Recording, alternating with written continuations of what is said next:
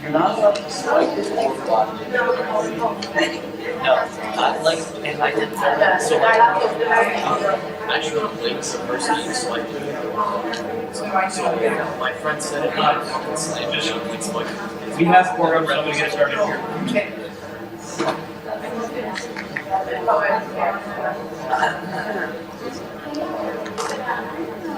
Oh, I watched one of the games.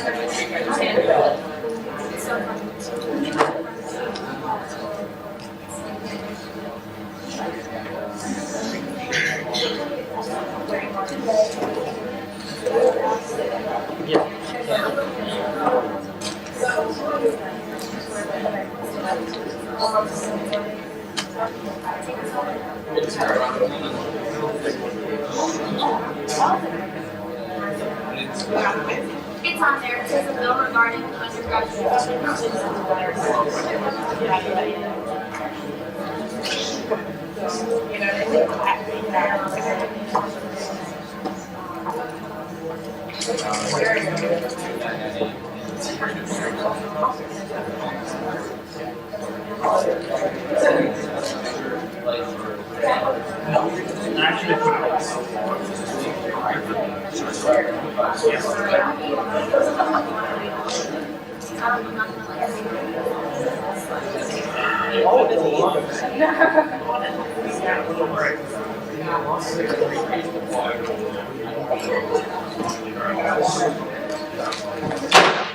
We'll call the order at 6:40 p.m. We're going to start with attendance. Ali.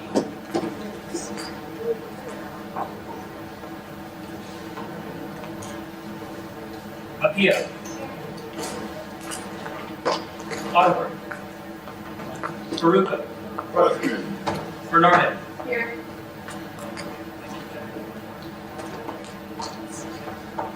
Bonaventura. Burns. Here. Carroll. Caruso. Chen. Contreras. Here. Corolla. Here. Crow. Here. Crow. Here. You have to know by now. Dumura. Here. Jaka. Edwards. Efremov. Vizina. Senator.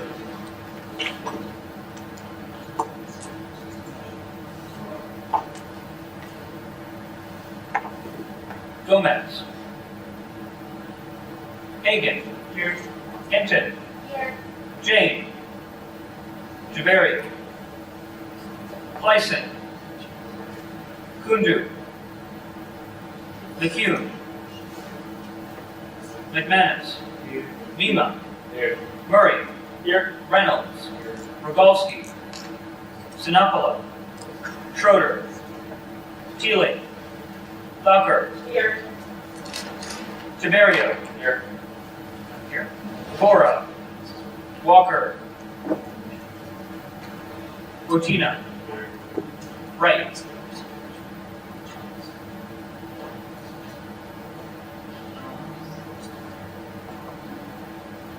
Baxter.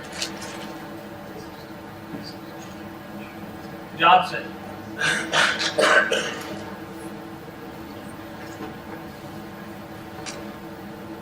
Foley.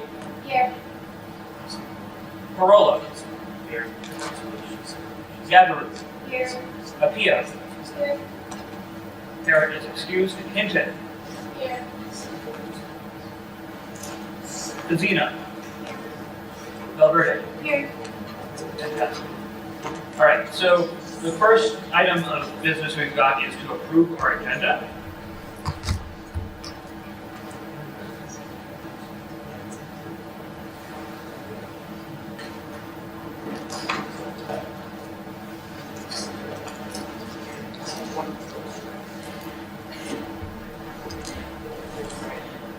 guys read that?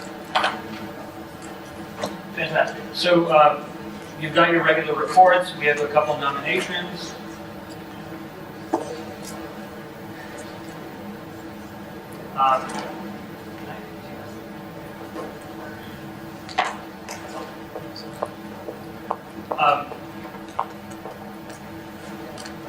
We have nominations, joint resolutions regarding street crossing concerning their inclusivity, bike racks, spring 2018 budget amendment, an amendment to the Constitution regarding ranked choice voting, a bill regarding the funding board, and that's all we've got on the docket for the agenda. So I'm going to need a motion to approve this agenda. Motion goes to Corolla. Second goes to Reynolds. All those in favor of adopting the agenda as mentioned, signify by saying aye. Aye. All those in opposition, please signify by saying nay. Any abstentions? In the opinion of the chair, the ayes have it and the motion carries. Fantastic, we have an agenda now. We will move into the first item on the agenda.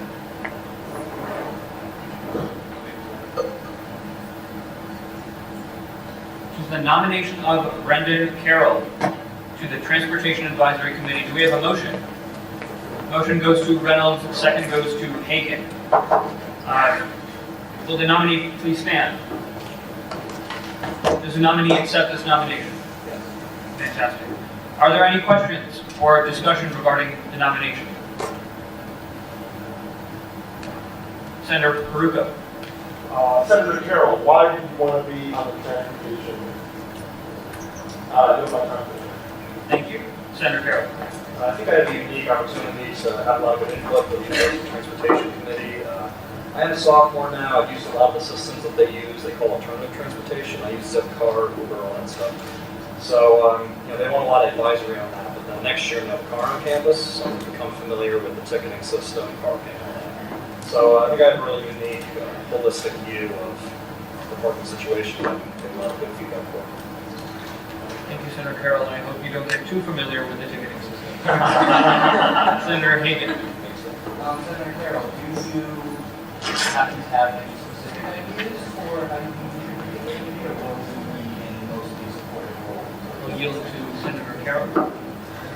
Should I? Here. You can come stand as the hot seat. Like ideas then? Yeah, do you have any specific ideas, or will you only plan to work as support until you get more experience and have more? I mean, of course, I hope to work in support communication, just to make sure that the student resident voice is heard. But I do have a few ideas. I mean, there's a lot of issues with parking. I mean, we just discussed in the last meeting, they're getting rid of X lot, the 2 lots surrounding it, completely repaving it. There's this 170 spots or something. So, definitely have some ideas based around that. They have a lot of repaving happening over the summer. It's going to cause a lot of issues for international students and summer workers. So, yeah, I have some good ideas, mostly based around parking, but I can give a lot of good input on those alternative transportation notes that I discussed earlier. Thank you, Senator Carroll. Senator President Belverde, you know. So really quickly, I will talk about the Transportation Advisory Committee a little bit more in my report. We did send a memo over to the chairs of that committee, so Brendan and I have been working on that, and we are planning on meeting one-on-one with those chairs, but during my report I will go through some of the ideas we have already presented and talk a little bit about the obstacles we face with those ideas. Fantastic. Is there any further discussion on the nomination? Seeing none, we will proceed into a vote.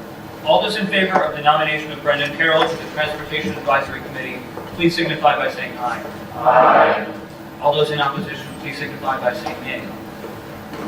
Any abstentions? One from Senator Carroll. In the opinion of the chair, the ayes have it and the motion carries. The next nomination, I apologize, I'm a little rusty for the first one. We have met in the month of March. Consider it travesty. Next up, we've got the nomination of Xing Yi Chen to the International Student Advisory Board. Do we have a motion? Motion goes to Senator Hinton, and the second goes to Senator Contreras.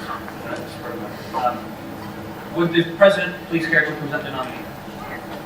So you all already know how passionate she is. That's good, yeah. So all of you already know how passionate she is about international students, and she let me know about this opportunity and really wanted to represent not just international students, but USG, so that international students know that USG cares about them, and that if they do have any initiatives, that they can also go to USG. So I think we got a little bit of both there. We have someone who cares about not just being an international student coming from China, but also making sure that USG is available to international students. Thank you. Does the nominee accept the nomination? Yes. Fantastic. Are there any questions or discussion on the nominee? Senator Reynolds. I will say, I definitely would support the nomination of Senator Chen to this position. I had the opportunity to work alongside her. When the visa compliance fee transparency issue came up, she hopped right on the issue, so her advocacy, of course, for international students has been at the highest level probably of anyone in this chamber. So I will definitely support her nomination to this board. Thank you, Senator Reynolds.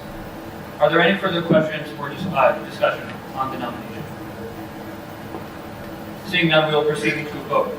All those in favor of the nomination of Xingyi Chen to the International Student Advisory Board, please signify by saying aye. Aye. All those in opposition, please signify by saying nay. Any abstentions? One from Senator Chen. In the opinion of the chair, the ayes have it and the motion carries.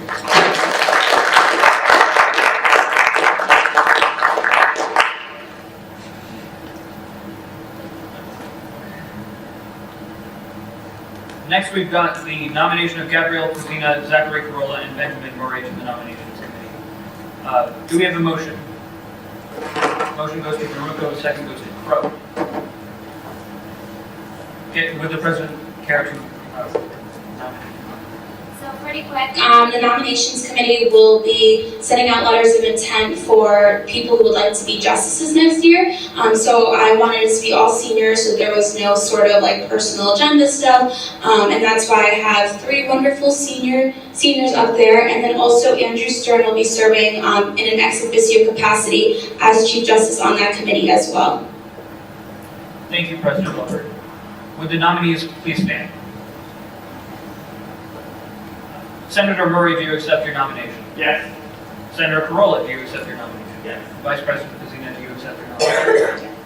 Fantastic. Are there any questions or discussion items on the nomination? Senator Baruco. Just be real quick, what is the one most important thing you're going to be looking at for a USG justice? You're my advisor. Thank you, Senator Baruco. I will first yield to Vice President. So an important thing is just people who genuinely care and want to make a difference in the organization. That's something I'll be looking for. I'll yield to Senator Carolla next. I'm going to say knowledge of USG and its inner workings, knowledge of the Constitution, especially our new Constitution that we passed not too long ago. And I think one of the number one things for me is just personal responsibility, how responsible they are, independent, and dedicated to USG they will be. Senator Murray. And for me, I was on nominations 2 years ago, and one thing that we really focused on then that I'd like to also bring to this committee is making sure that the people we select as justices have kind of a goal or a plan for what they want to do in the justice position. A lot of times it's easy for people in the judiciary to slip into a really passive role when they have the opportunity and the position to do a lot more than that. So that's what I'm going to be looking for. Thank you, Senator Murray. Are there any further questions or discussion items? Seeing none, we will proceed into a vote on the nomination of Gabrielle Fusina, Zachary Carolla, and Benjamin Murray to the nominations committee. All those in favor, please signify by saying aye. Aye. All those in opposition, please signify by saying nay. Any abstentions? 2 from Senator Murray and Senator Carolla. In the opinion of the chair, the ayes have it and the motion carries.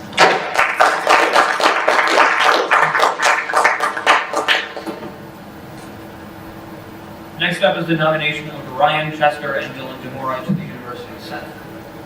Do we have a motion? Motion goes to Carol, second goes to Chen. Would the president please care to present the nomination?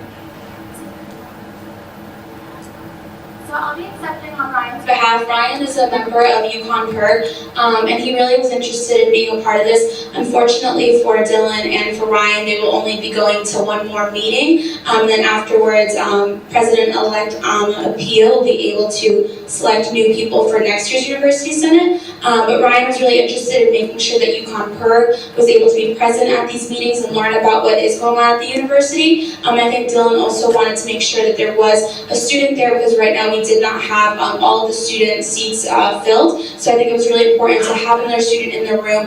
And Dylan actually went on Monday and he really enjoyed it. He thought it was kind of funny that people kept looking at him to see like the student perspective on things, but that just shows how important it is to make sure that we have every single student seat filled at University Senate, even if it is for just one more meeting. Thank you, President Lumberty. Senator DeMora, do you accept the nomination? Yes. Thank you. Is there any discussion or any questions for the nomination? Seeing none, we'll move into a vote. All those in favor of the nomination of Brian Chester and Dylan DeMora to the University Senate, please signify by saying aye. Aye. All those in opposition, please signify by saying nay. Any abstentions? One from Senator DeMora. In the opinion of the chair, the ayes have it and the motion carries.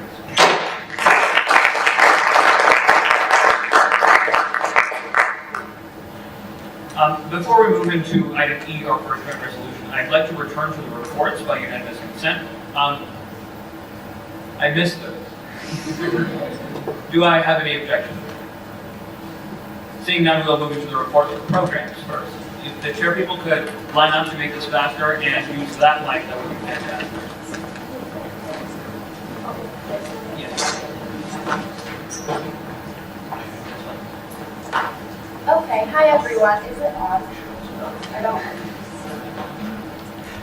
Okay, is this better? Now it might work. Should I just read it? Yeah, this mic is more powerful. Thanks. Okay. This is probably good. There we go. All right, so this week Programs has been working on door prizes in the SOC, and we're utilizing this as an opportunity to have students provide feedback on the resources that the SOC offers, and also informing students on a lot of things that they might not already know about. And when they enter, they have the opportunity to win a gift card to a local business like Dog Lane or Subway or Dunkin' or a range of different places, so that's exciting. And then Transportation has established a committee involving Yukon Recreation, and they've also invited a student from our committee to discuss a bike share program that will allow for the comparison between different cycle share models, and also they'll be able to fulfill the needs that are currently not being met with the current share programs on the campus community. And then we've also been working on rewriting the New York Times terms so that we can get digital subscriptions for next year. And then we've been negotiating with the library and the business school on the Wall Street Journal subscriptions. And we have also been preparing for this semester's free printing day. So lots of fun stuff going on. At the same time, I'm going to talk for a little bit longer because this is the last Senate that I'm going to be at, and I feel like I need to say a couple of thank yous to certain people. First of all, Irma for motivating me to kind of get out of my comfort zone to be in this position this year. To Isabel and Joe, who are not here, but they've been the most loyal members of programs this whole year. A special thank you to Ben for knowing more about Robert's rules and about USG and about life in general than I do. And for always being there for me, and then just for everyone in USG for your confidence, and it's been a really fun year. So thank you so much.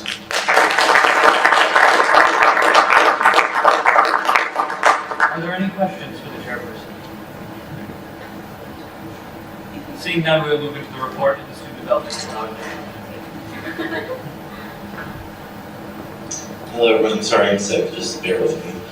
So on Tuesday, March 27th, my committee and we held a town hall in the Rainbow Center. And from that town hall, we had some great conversations with about 10 to 12 students who showed up. And then from that town hall, I was able to write a joint resolution, which I'll talk more about later. But like I've been saying for the past couple of weeks, we're planning our 3 spring weekend events, Let Them Eat Cake, the Culture Center Open House, and Founders Day. We have a bunch of POs that were placed, so we're just waiting on items to start being produced and shipped to the USG office. Additionally, I did make a Excel volunteer form. Gabby, I think, said she'll send it out tomorrow, so I do ask that I get as many volunteers as possible to help my committee and I. My committee has been working so hard, and it's gonna be a marathon, 4 days, because we have one event on Thursday, then Friday, and then that Sunday, we're gonna be exhausted, so if I can just have as many volunteers from USG as possible, it really would just be a great morale booster for us. Not only, it'll help us with logistics, but also just to keep us company, just to have more people to talk to and keep us sane, that would be really great. And that's all I have so far. Thank you, Chairperson Corolla. Chairperson Corolla, are there any questions for Chairperson Corolla? Senator Contreras. So what kind of things do you need help with, like if we were to volunteer?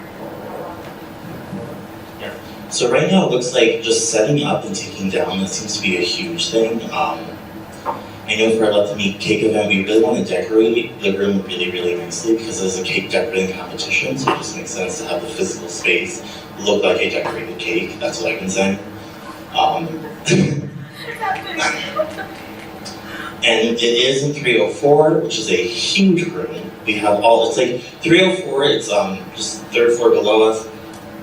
It's like divided into 3 parts, and we have all 3 parts. There's gonna be 30 tables there, because we have 30 students, student groups competing. So just to help set up and decorate, and then also to clean up. Cake decorating, as we know, is super messy, super sticky, sugary, whatever. We need to clean up, because that's on us. So we'll definitely need help with that. Same thing with Cultural Center, the council setting up, cleaning up afterwards, same thing with Founders Day. And also these could just be great events to introduce students to USG, and hopefully they can get more involved in the fall. Senator Clark. You might give me a sign-up list and put it on the page or send us through email or something. So I made an Excel file, and yeah, Gabby's gonna send it out tomorrow on the general USG listserv. Thank you. Are there any further questions? Is all of that, sorry, is all of that the weekend is for, the 20th?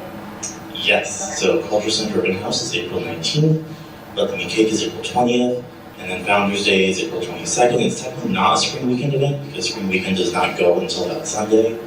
I should have clarified that earlier, but we are doing a Founders Day the weekend of spring weekend. Thank you, Chairperson. Are there any further questions? Seeing none, we'll move into the report of the Student Services Chairperson. Hey everyone, hope you all are doing well. Also, Lark is just here and okay, never mind. So that mic has lower sensitivity. Oh, so this one's more powerful. Yeah. Gotcha. Student Services is still off to great things right now. Our past meeting was really, really exciting. We had the directors of CHS and CHMS, Suzanne Honorata and Betsy Krakow, which is thanks to one of our senators over here, Senator Mima. Did I say your last name right? Yeah. And a committee chairperson who's our upcoming Student Services chairperson, Derek Pan. And that was a really, really productive meeting. They were able to go through step by step the type of mental health accessibility on campus, and they're really excited about USG's continued collaboration with them into the end of this year and into next year, which is really, really exciting. Tampon time is still going really, really well. There was an issue with newer volunteers not knowing to go to the Rainbow Center, and that's been resolved. And you know, we have up to like 5 different fill-ups every single week, and it's going really, really well, and we're really excited. We've already gone into some of the chlorine-free products, and that's going really well. Obviously, with the Global Affairs Student Advisory Board, that's off to a great start, thanks to Senator Chan. So that's going really, really well. The Sustainability Subcommittee is going to be having an event on April 16th. It's going to be a dual event, actually. So one half of the event, and it's all funded by UConn Metanoia Committee. We were chosen as 2 different events. So that subcommittee is holding an environmental justice art exhibit, which is profiling different student artists on campus that represent the different cultural centers on campus, along with other student artists on campus that are, highlighting environmental justice issues and why it's important and why integrating the humanities and the study of environmental studies is important. The second part of that is there's going to be a panel, which we're going to be having 5 women at the forefront of climate justice and climate policy come. So that's going to be including some local environmental justice activists from as young as a senior in high school to the City of Hartford sustainability coordinator. So there's a lot of really great women, and it's going to be really exciting. And I think that's it. Thank you, Chairperson Everett. Are there any questions for the Chairperson? Seeing none, we'll move into the report of the Academic Affairs Chair. Hello, everyone. So since we didn't really have meetings all through March, I have a few updates. So a few weeks ago, we had a meeting with the interim vice provost, Jeremy Teitelbaum, and vice provost of academic affairs, and that's John Vyland. And it was a very successful meeting. We really talked about how we could foster excitement and passion in students and help them to motivate other students to be passionate about academic affairs. Because we believe that once that is established within the community, we can get students to be more involved in taking action towards, making sure they know what resources are available to them and things like that. This week we're working on care packages, so it's that time of the year again. We're talking about increasing the quantity, so we gave out about, I think, 700 packages last semester, and we're going to increase it to 800. It still falls within our budget, which is awesome, so we kind of get the best of both worlds. This time around, we're going to be collaborating with a lot more organizations on campus, which is great. So we're going to get a lot of donations from them. So we're working with CMHS, Student Health Services, IT Desk, the Help Desk, and they're all very willing to donate products for the care packages, which is really awesome. Yeah, that's it. Thank you. Are there any questions for the Chairperson? Seeing none, we'll move into the report of the funding board. So Richard has emailed me his report. Hello all, Funding Board is working to finish up all requests for spring 2018. As of yesterday, the funding system has temporarily reopened for fall coaching and early fall 2018 requests. It will close again on April 27th, meaning requests cannot be submitted until we reopen the system on August 15th. An update on funding policy revision. We are currently working on presenting a finalized copy during the last Senate semester. A rough draft outlining all changes is expected to be prepared by the end of next week. If anybody is interested in hearing the drafted proposed changes, please feel free to reach out to me. Best, Richard Barrett. I will not be accepting questions for the Chairperson as he is not here. Next, we'll move into the report of the Chief of Staff.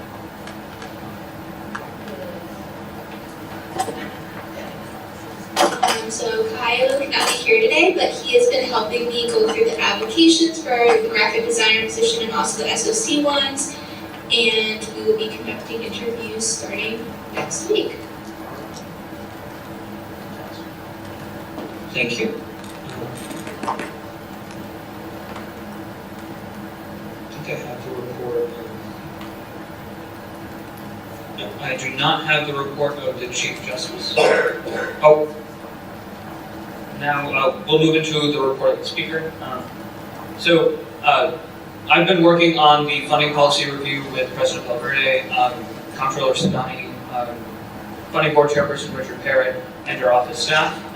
Spent a lot of the past couple of weeks getting up to speed on exactly how our funding system functions and operates, not only from our perspective, but from a Tier 2 perspective as well.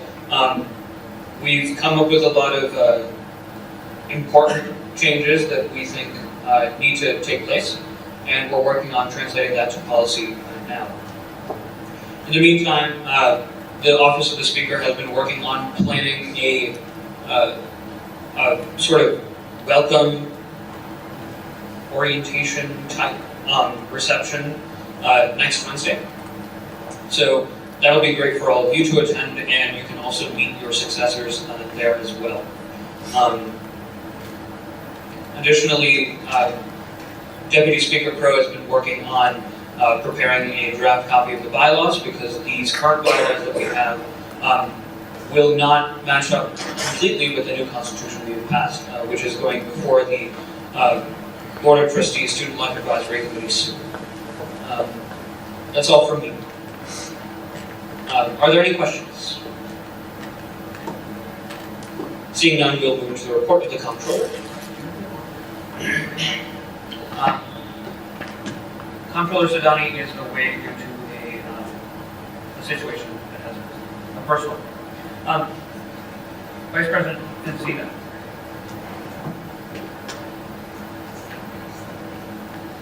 Hi everyone. So banquet was great. Thank you all for being so well behaved. I know people that worked at the venue said something to earn my day when they were leaving about how happy they were that we were so respectful. So thank you all. And I also had so much fun, and I hope you all did too. Kind of sad now that that's over, but. So the stools for seniors should be arriving in 2 weeks. And I will send out an email once I get those, so graduating seniors can stop by the office and pick those up. Also, so please fill out the senior accommodations form. There have only been 6 people that have done it so far, and we don't have near enough the amount of responses we need to in order to put accommodations together. So basically, I'm just going to talk about accommodations really quickly. So at next Senate, first last, we do a friendly roast of the seniors, but it's put into legislation form, and then it's read out loud, and it's a USG tradition that everyone really looks forward to. But I really need you all to fill out the form, or else we're not going to be able to do it, because there's no way Kyle and I can write them for every single person. It takes a lot of time to think of these things. I don't expect you to write them for every single person, but I know that you all have friends in USG who you can, spend about 10 minutes going through the form. I know you all can roast them. I hear you guys in the office making funny comments to each other. So if you could please do that, that would be awesome, because that is 2 weeks from now. And then, like I said before, we're working on hiring for a graphic designer position, and the SOCs will be doing interviews, so that's it for me. Thank you, Vice President Vincina. Are there any questions for the Vice President? Senator Verdugo. What happened to our current graphic So Jillian went abroad for the semester, and she is graduating. She's a senior, so we are going to be hiring someone who is going to start the semester, be able to help us with our spring weekend stuff, really promoting those, and then also continue next year. Thank you. Are there any further questions? Seeing none, we'll move to the report of the President.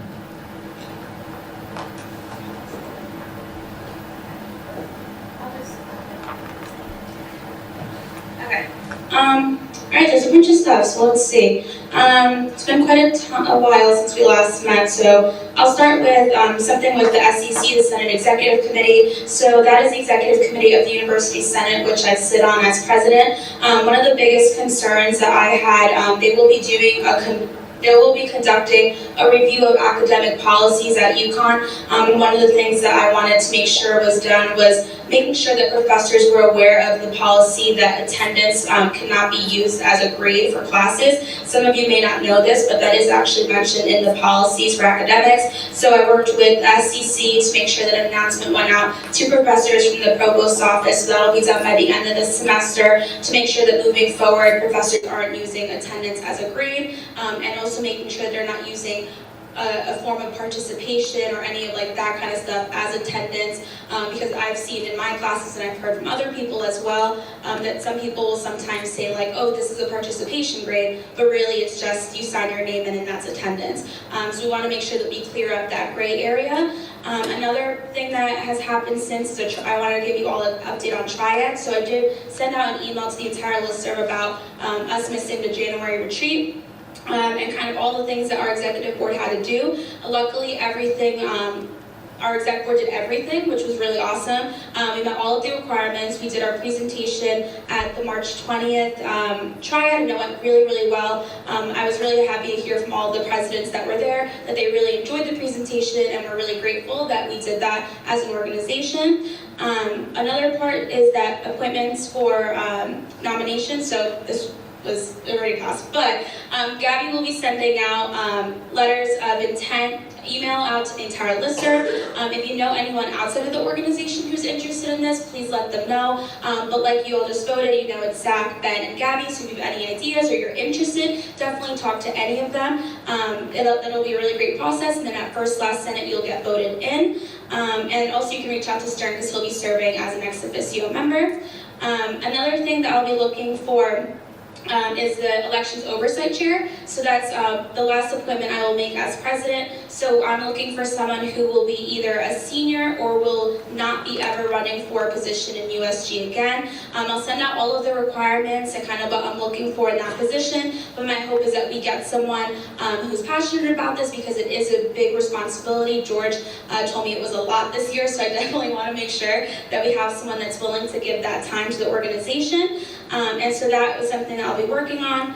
Another thing really quickly, the Constitution. So like Speaker Chimu said, that is going up to the Board of Trustees by the end of April. And so hopefully that'll be all set and done. And then another thing I want to talk about is the parking. So I'll just go really quickly. I did send over a memo expressing a few different things that I think were really important for students. I just had it up, and of course that wouldn't be here, but I guess I'll just kind of, oh, here it is. So we had our first meeting, and it really was just kind of an informational about what's going on campus and the updates about what's happening in the summer and what construction's happening and what roads are going to be closed and all that kind of stuff. And I really wanted to make sure that Brendan and I took the opportunity as students to make sure that we spoke about different things that students cared about. So as you all know, we did send out a survey. We got over 1,000 responses from students, and so we got just some feedback about what they were feeling on campus. But we did have a few ideas, and the first one that we realized was the committee really wants to make sure that we cut down the amount of cars on campus. And that can include, more transportation methods or any type of creative thing that their office has. One thing that we offered was possibly carpool spots. So this is something a lot of companies do. So people carpool, they actually get spots closer to campus. And as we're moving with parking lots outside of campus more, so I don't know if anyone knows, but a lot of the parking spaces will now be kind of farther away from the center of campus. This would just incentivize students to carpool to campus and therefore have a spot closer. So this is something that actually the Director of Parking Services really liked, and they're going to try and figure out how to implement that for the upcoming, not this upcoming year, but the one after that. One of the issues that we had was commuter lots and overnight parking and why that occurred. They did mention this is not something that they're going to change because of the amount of students that left their cars in an overnight spots, and that kind of prevented commuter students from using those spots when they actually needed it. A huge part that we cared about too was security and safety of parking lots. So a lot of the complaints we saw is that students pay so much to park their cars on campus, but then there's nothing really there to make sure that nothing happens. And I know many of you probably saw the daily campus stories as well as other stories on BuyerSell about things that were being stolen from cars or tires being taken and all of these different things. So we mentioned that, and they are going to be installing cameras to monitor the surface parking lots that surround student residences and some other parking lots as well. And that's going to be a part of an ongoing public safety project. So we're really excited about that because I think that's really important for students to make sure that their cars aren't being broken into and that things are being stolen. Another thing that we asked was kind of monitoring spaces more in limited spots. So we did have a lot of complaints about residential spots that weren't available for students who paid for that. Unfortunately, they don't have that much staff to be able to do this, but they are going to be trying to look at this, especially when it comes to the premium residential spots. And then just a few other things that we were looking at was just reevaluating the Area 1 and Area 2 spots to see if there were any areas that we can just put in a strip of student parking. We wanted to make sure that ticketing wasn't occurring before 7 a.m. because we have heard from a lot of students that they're getting tickets at 5:30 a.m. and it doesn't really make sense. They claim that this isn't something that they do, but they're going to make sure that this isn't happening. We talked about increasing coin spots, so a lot of students asked for this. I bet you've probably seen them next to the gym. There are a few behind South. So these are just spots that you would pay as you go, so they are looking at adapting that. And then we had some ideas for transportation. So we brought up updating the transportation live update technology. So I don't know if this has happened to anyone else, but sometimes it'll say a bus is around the corner, but then it doesn't actually come for 25 minutes. So I really want them to update that. And then also with the continuing of parking lots further away from campus, we want to just have shuttle buses that would be taking students from these parking spots to the middle of campus, because if they're going to be going farther, we need to make sure that we have transportation to get them to the center. And then a few other things that were brought back were bringing back yellow line, changing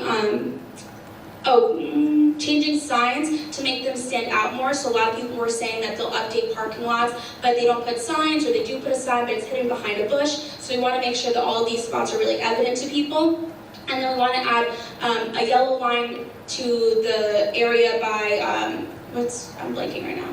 Yellow line used to pass by like Busby and all of that, and so one of the complaints we got is that the buses are so packed people can't even get on them anymore, so we want to really increase the lines of buses. So this is just a very quick, I didn't even hit everything. If you are interested in learning more about this, I can definitely send this over to you, or you can always talk to myself or Brendan about any of your ideas that you may have.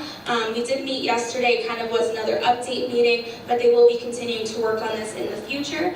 And then the last thing that I'll talk about, keep it brief just because we are going to be talking about this later. I've been working on making funding board into student staff positions. So this might be strange. I know many of you in the room actually have already heard about this, whether it was in the Constitution, ad hoc, exec, just talking one-on-one.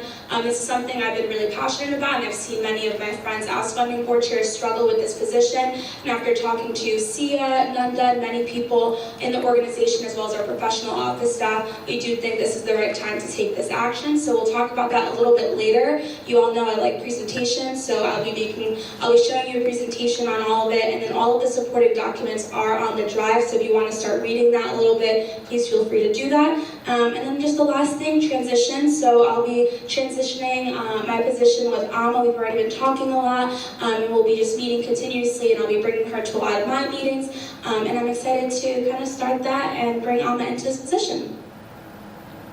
Thank you, President Lumber. Are there any questions? Seeing none, we'll move into the report of the External Affairs Chair. He didn't forget about me, I promise. I was supposed to have a class that went into this. Okay, so we haven't met for a little while. So about a month ago, we had a town hall forum with the Planning and Zoning Commission, which went excellent. We had a lot of really good questions. We had some guest members who had some pretty tough questions for the commission, and they handled it really well. We actually think we fostered a pretty good relationship. Senator Reynolds, Chairperson-elect Reynolds, has been meeting with them actually. He had a meeting with the Planning and Zoning Commission last Wednesday to talk to them further. We were able to as well talk to them about the process of challenging ordinances, challenging zoning regulations, making suggestions. Currently, they actually are looking to revise a lot of the regulations they have right now, and they're looking for suggestions. So if anyone has any suggestions, they're looking to possibly rezone areas, restructure them, please let us know. We're working with several people to put in our suggestions right now. The other thing, we are working on planning a gubernatorial forum. It has become quite the challenge. These candidates are extremely busy right now, but we have a location, we have a date. We're working with Dean of Students. We're working with several different offices on campus to secure security, to make sure that ticketing is all right, and we're going forward. Right now, we just need candidates. Other than that, it's a pretty secure event, so we will keep everyone updated.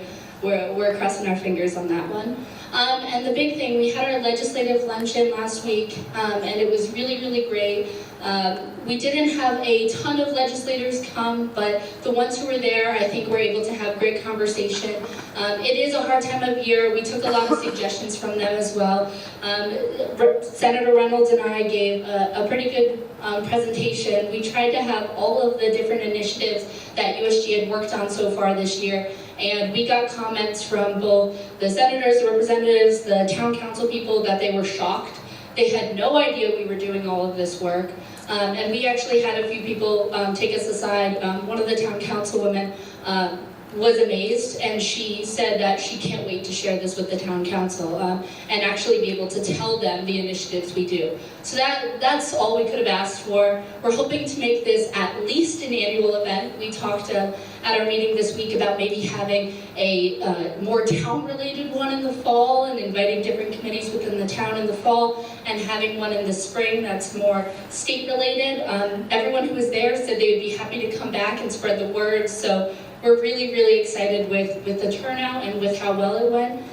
One thing I will mention, however, I was asked to mention it after conversations in external this week, is after we were heading out, Senator Flexer actually took me aside and had wanted to mention that from looking around the room, she was disappointed to see how few women and how little diversity was in the room. Unfortunately, I don't think that room at that time was representative of this body who's here, but it was interesting to hear that. And we did do a lot of brainstorming this week at External, how can we make this better? I just wanted to share that because I think criticism's always good. And that is something we should keep in mind. We're definitely moving in a positive direction, but there's always improvement to be made. Thank you. Thank you, Chairperson Hinton. Are there any questions for the chairperson? Seeing none, I'd like to move into item 4, approval of the minutes by unanimous consent. Do I have any objection? Fantastic. Do I have a motion to approve the minutes for 2018-21? Motion goes to Bonaventura, second goes to Botino. Are there any points, motions, or discussion items on the floor? Seeing none, we'll move into a vote. All those in favor of the minutes for 2018-21, please signify by saying aye. Aye. All those in opposition, please signify by saying nay. Any abstentions? One from Senator Hagan. In the opinion of the chair, the ayes have it and the motion carries. Fantastic. We're now back at item E, a joint resolution regarding street crossing on Gilbert Road. Do we have a motion? Motion goes to David Reynolds, second goes to Senator Murray. Would the author of this legislation care to speak on it? Yes. Fantastic. Use that mic and you've got 10 minutes. I have, how long? 10 minutes. You don't have to use it all.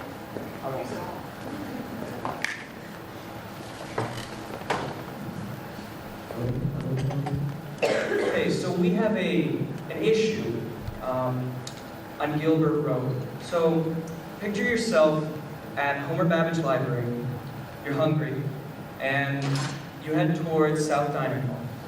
First you're going to pass over, coming from Babbage, you're going to pass over Whitney Road. And there's a nice crosswalk there, it's made of brick and whatnot, you've probably been there.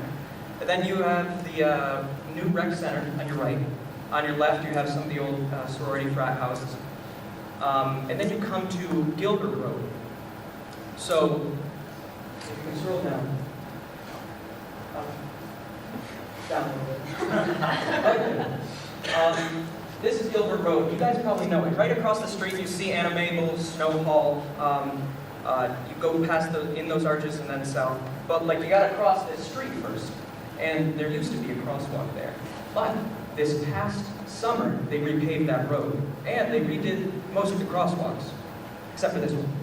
So, in the interest of safety, I think we should repaint it, or so much. And so, this legislation basically talks about how important it is to be safe walking across roads and whatnot, and where the crosswalk was, where it should be in future.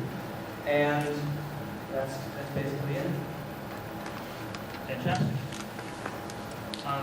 We'll now move into discussion on this item. Senator Bonaventura. Senator, I'll yield to you. Okay.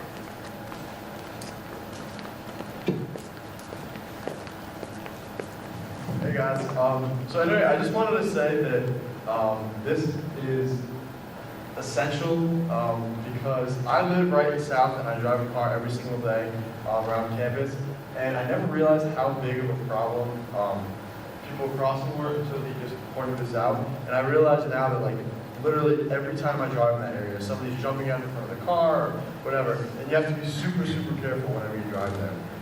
People are always jaywalking there, and it just makes sense to have a crosswalk. So there really is no reason why we shouldn't have unanimous support for this, because it really is a great bill that I think should be passed immediately, because there have been a lot of, that I've seen near misses in that area, and I think it's only safe and, beneficial for the students that we have this crosswalk made. Thank you.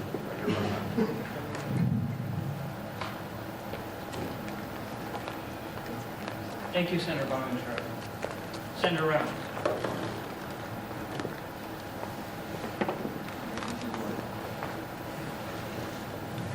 I'd like to thank Senator Burns for bringing this bill up. I live in alumni, so I constantly, as Owen does, go through the same scenario every day, crossing the wonderful Gilbert Road where there's not enough sidewalks. Actually, today, we had a similar scenario to what Senator Burns was mentioning. Me and Senator Crow were both hungry, coming from Babbage Library, and came upon that very area where there is no crosswalk. And a bus was coming up the road and barreled right through it because there was no crosswalk there. So it's very important that we bring this up, as you know, these crosswalks on Gilbert Road were actually recently paved. I wonder why this wasn't done in this area. It's a very popular crossing spot. I also will mention, going forward in the future, looking at the crosswalk situation there, Senator Watina was talking a few times this week about having reflective paint on the crosswalks to make sure that drivers in the area, especially at night, will be able to see where people are crossing. I think that's important that we bring up in the future to make sure that people crossing this area are as safe as possible. So I definitely support this bill, and hopefully administrators will take action to make sure that this is dealt with properly. Thank you, Senator Reynolds. Senator Murray. I would like to make an amendment to the bill. Thank you, Senator Murray. What is your amendment?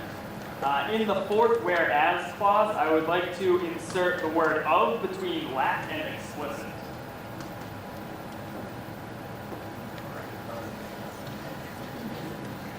Do we have a second for this motion? Second goes to Senator Mima. Is there any discussion on this motion? Or wait, first off, is this amendment taken as friendly? Yes. Every sponsor on this bill, I'm not going to call on you, but if you are a sponsor and you do not support this amendment, please let me know now. If there are no objections, we'll take the amendment as friendly. Fantastic. Are there any more points or motions on the floor? Senator Crow. I'd like to offer another amendment. So I absolutely agree with the intent of this. I think it's a great idea. But in terms of keeping parliamentary procedure and everything like that, I think we should strike the Go Huskies at the bottom. While I do appreciate it, I just think for the sake of keeping it an official piece of legislation, we should move away from it. Thank you, Senator Crow. Do we have a second? Second goes to Senator Hagan. Is there any discussion on this amendment? Oh, is this amendment taken as friendly? No. All right. Fantastic. Do we have any discussion on this amendment? Fantastic. We will now move into a vote on this amendment. All those in favor of the amendment to strike Go Huskies from the sounds bad, from the bottom of this legislation, please signify by saying aye. Aye. All those in opposition, please signify by saying nay. Nay. Division.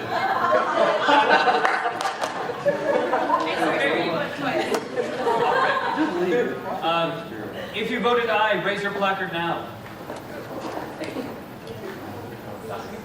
Are you? Oh, right. 1, 2, 4, 5, 6. Is that?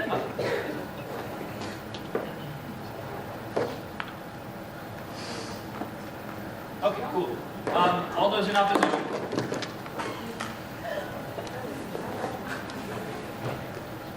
In a vote of 14 to... Oh, right.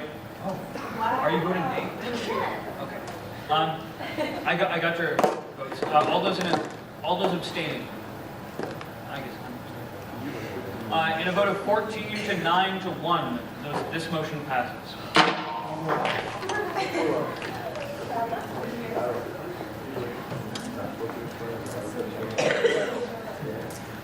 All right, Senator Baruco.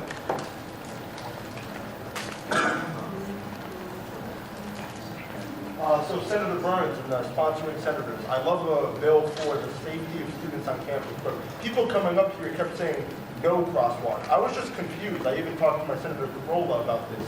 So, to my understanding, there is currently a crosswalk there, but the reason for this legislation is to repaint it, and I yield my time to the chair. Thank you, Senator Baruco.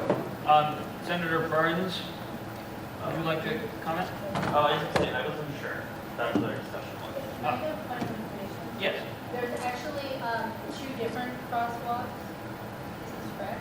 There's two different, if I'm understanding correctly, there's two different crosswalks, and that leads to that. One is paved with pesky culverts, the other one does not have any. That's from my understanding. Thank you, Senator Hinton. Senator Burns, is that a?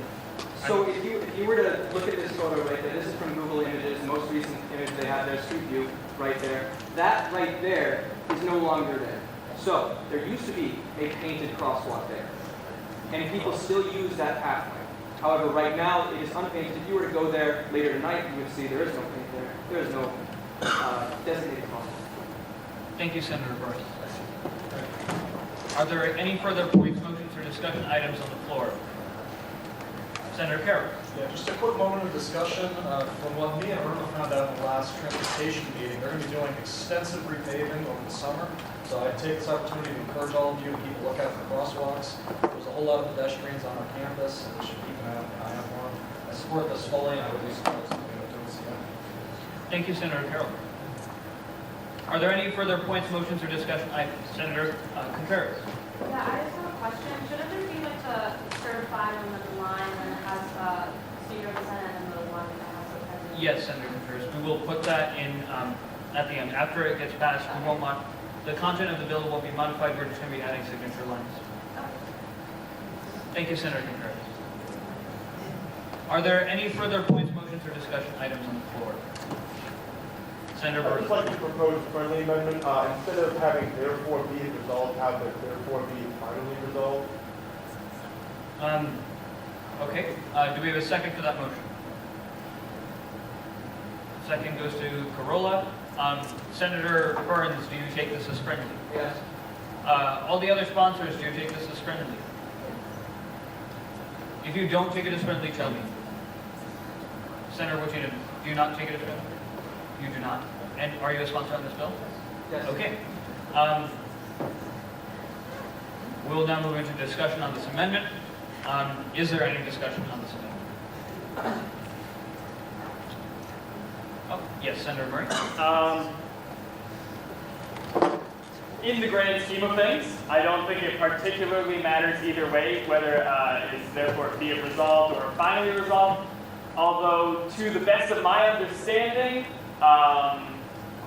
finally resolved is usually reserved if there are multiple resolution clauses for the final one. If there's only one, I don't believe it's standard to include a finally. But it does not affect the content of the bill, so vote however you want. Thank you, Senator Murray. Any further discussion on the item? Senator. In light of that, I subtract my amendment. Okay, you can rescind your motion. Yes. Rescind my motion. Okay.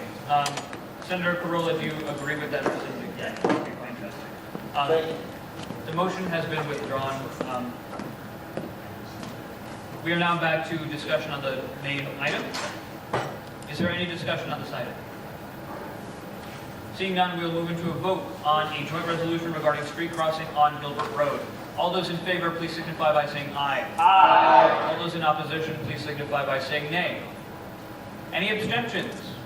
One abstention from the chair. In the opinion of the chair, the ayes have it and the motion carries.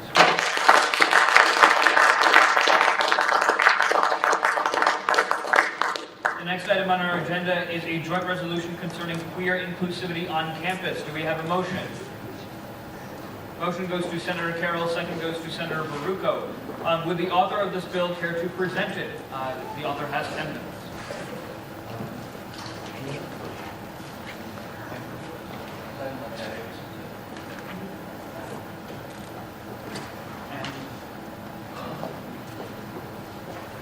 So, as I was saying in my report, on Tuesday, March 27th, I held a town hall at the Rainbow Center. At that town hall, I brought forth a very rough, rudimentary version of this joint resolution, and I asked those in attendance to look over it, and we talked about the contents of the bill and what we should recommend to the university about what steps it should take in order to make our university more queer inclusive.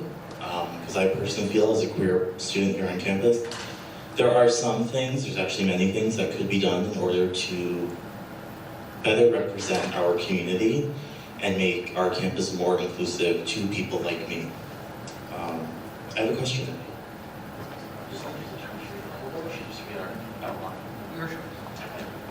It is a long bill and we do have a very busy agenda.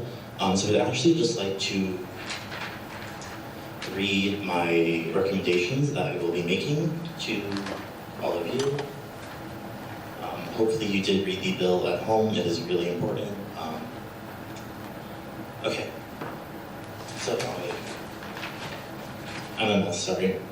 Alright, so I say, whereas the undergraduate student government recommends the following actions be considered in order to make the university more queer inclusive. Scroll down.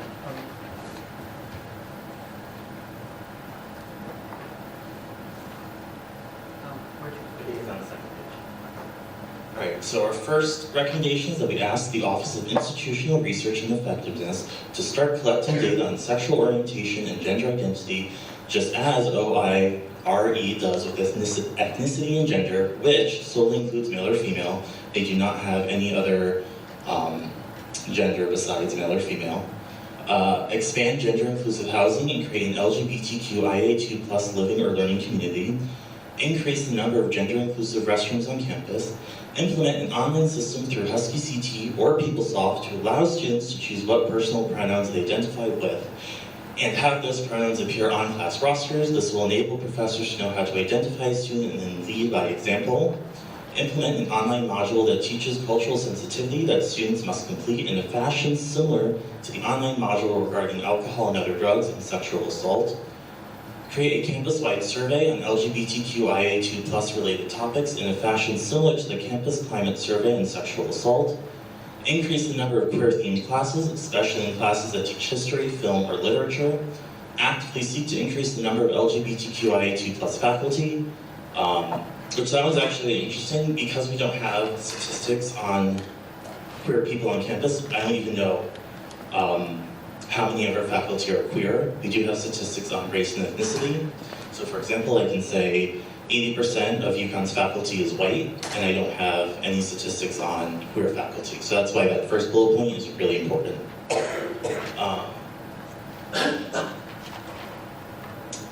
Ask that academic departments and professors facilitate opportunities in classrooms for students to use one's own personal pronouns. That the university should acknowledge gender identities that exist outside of a gender binary, i.e. male or female, and allow students to use their own expression of gender in official capacities like on forms. On the front page of the University of Connecticut's homepage, place a clearly visible, easily accessible tab that links to diversity resources. Actively seek more funds to place into scholarships for LGBTQIA2+ students. And then my final point is to host a metanoia discussing LGBTQIA2+ topics. And then I additionally specify that the above list is not exhaustive, but we in that town hall all felt that these are reasonable and actionable recommendations that the university can take.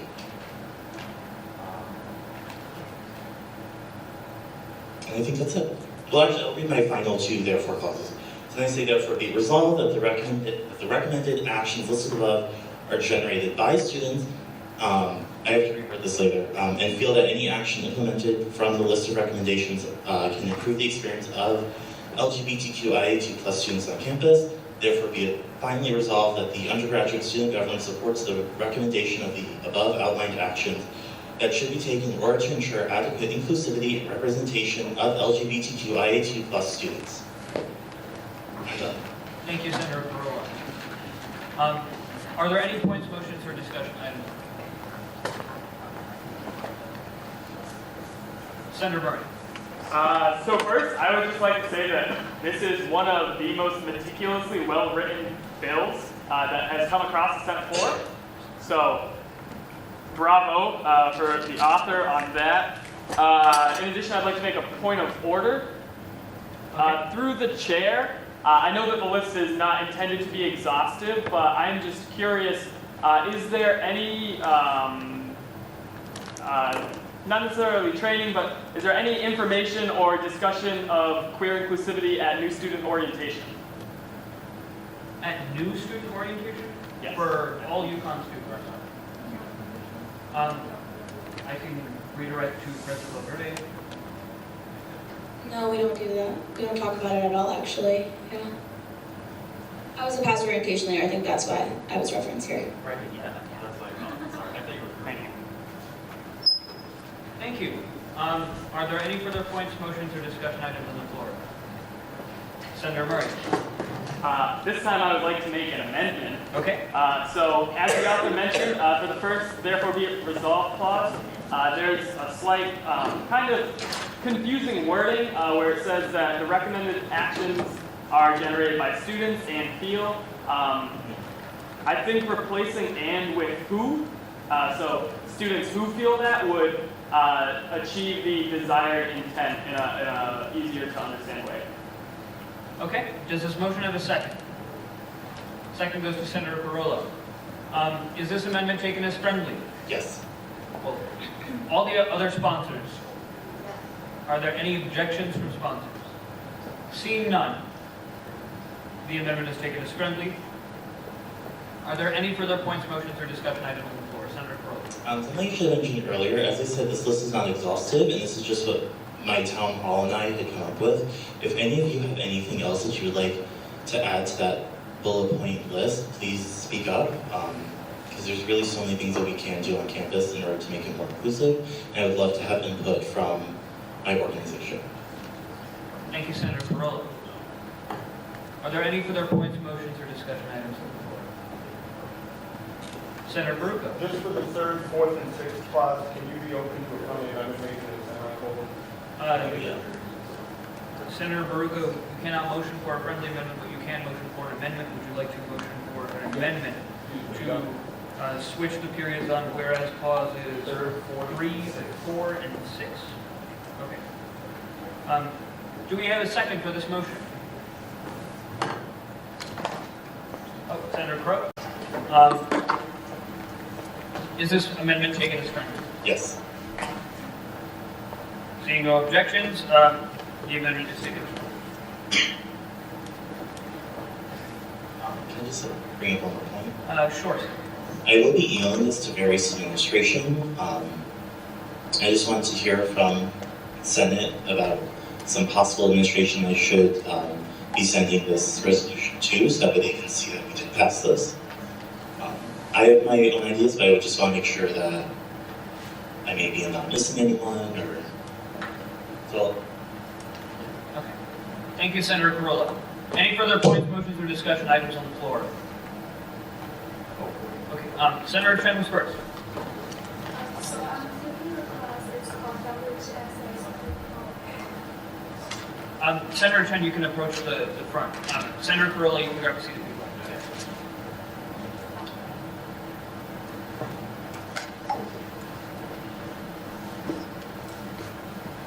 So this semester I'm taking a course, it's called WGS 3271, and it's a 1 credit course. It is a course by the Women's Center, and it talks about the sexual violence and the different characteristics of the people, and just talk about the same characteristic where Senator Corolla mentioned here. So I think it's a great bill that can show the USG care about the people who have the different thing, and it's a great, and I think we should support this. We can work with the culture center and show that us care about those people. Thank you, Senator Chen. Are there any further, Senator Guthrie or Chairperson?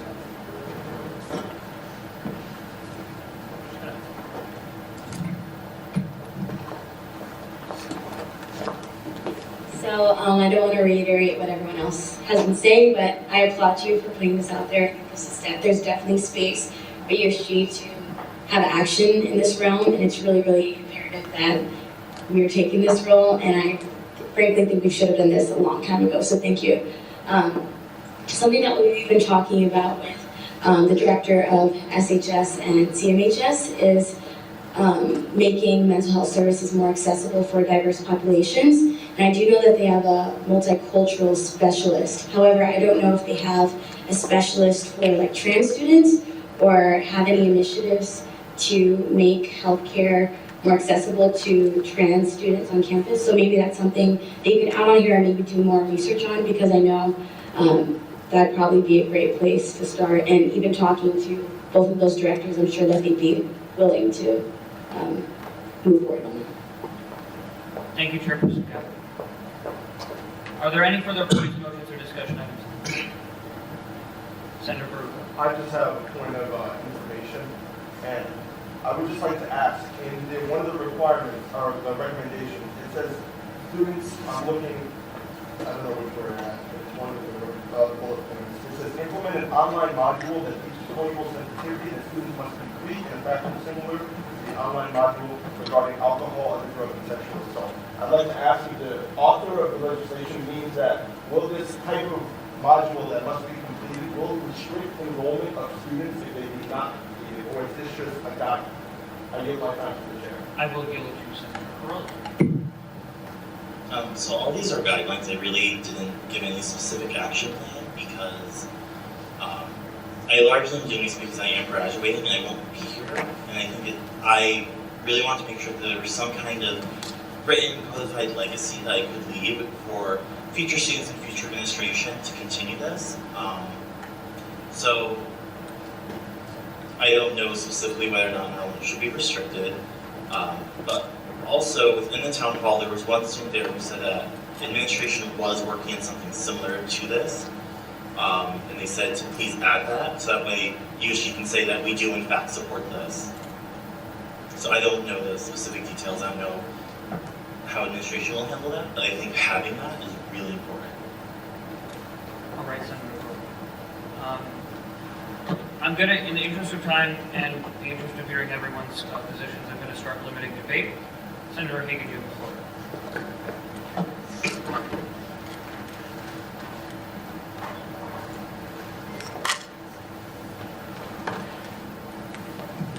So I don't think it needs to be said again.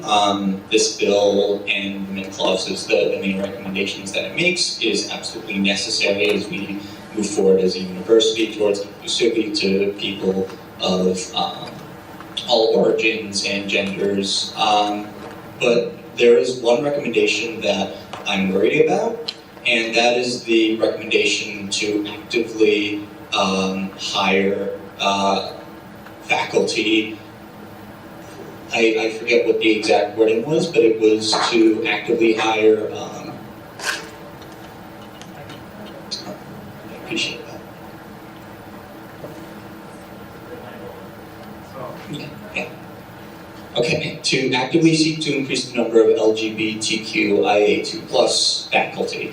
My issue with that, and something, I feel like the university might take it the wrong way, especially because it might be considered interfering with hiring practices, and there may even be legal problems with hiring people based on something such as gender identity. I feel also that it's a bit superfluous, considering that I believe one of these bullet points talks about increasing classes about LGBT issues. And I feel that increasing classes will automatically, naturally attract more people within the LGBTQ community to the university. Thank you, Senator Carroll. We're going to move to the other people with discussion items before we come back to people who have already spoken. Are there any further discussion items on the floor? Senator Kozina, or Vice President.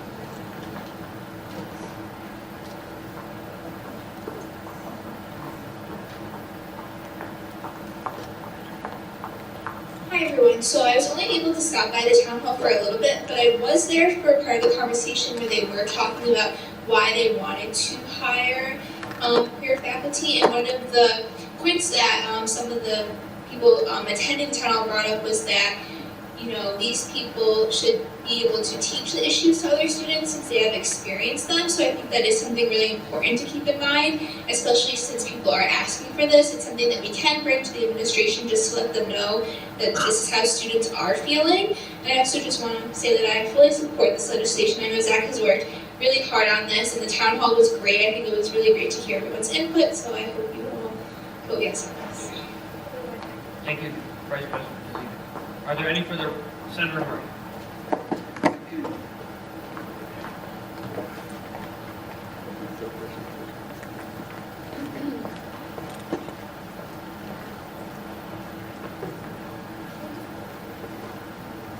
Sure. So I would just like to address the point about taking issue with the bullet regarding the hiring of queer faculty. I just want to remind everyone that the whereas clause attached to that list of bullets is that these are recommendations for administration to consider. We can't, of course, mandate anything, and we're not even trying to mandate anything to the administration. These are simply suggestions and recommendations for them to at least consider. And I think something like that is very valuable to consider, as you know, if we are seeking to increase classes dealing with queer issues, queer people themselves can teach that the most authentically. So I think there is value to it. Whether the university administration agrees with that or not is up to them, but I think it's our duty to forward the concerns of students to the administrative bodies that should hear them. And I think this bill does a very good job at that. Thank you, Senator. I yield the rest of my time. Thank you. Senator Bonaventure, are you? Yeah, I just wanted to bring up one quick point.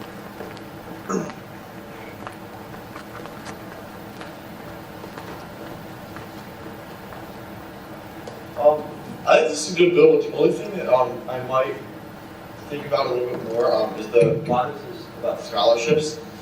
Just because I feel like being, part of the LGBT community, like a lot of people could take advantage of those scholarships because, people could say they are part of the community when they're not and, apply for those scholarships. So just one thing that we may need to look into further, just because I don't want people, who aren't part of the community to, take advantage of, take scholarships away from people that are part of the community. So it's just something that we have to look at and let me know your guys' thoughts on that.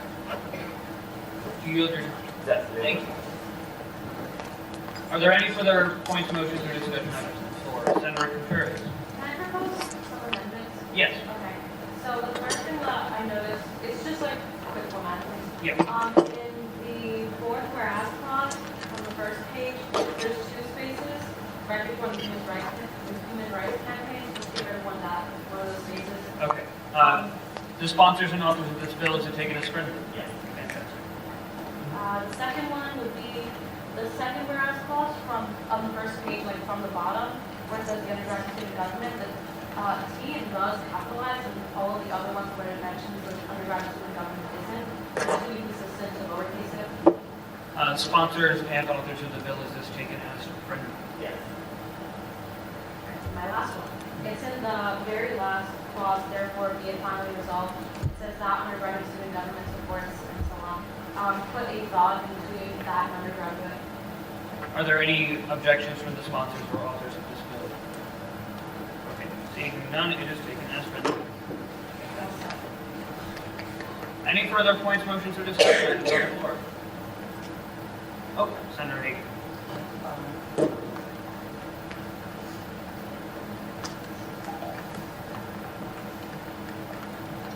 Just quick regarding the scholarship point, I agree that it's a possibility that people might take advantage of it, but I feel that, and since we can't go into specifics, especially since that it's, establishing scholarships is a long process, I feel as though the scholarships will require the people who submit to the scholarships to have a deep understanding of queer LGBTQ issues.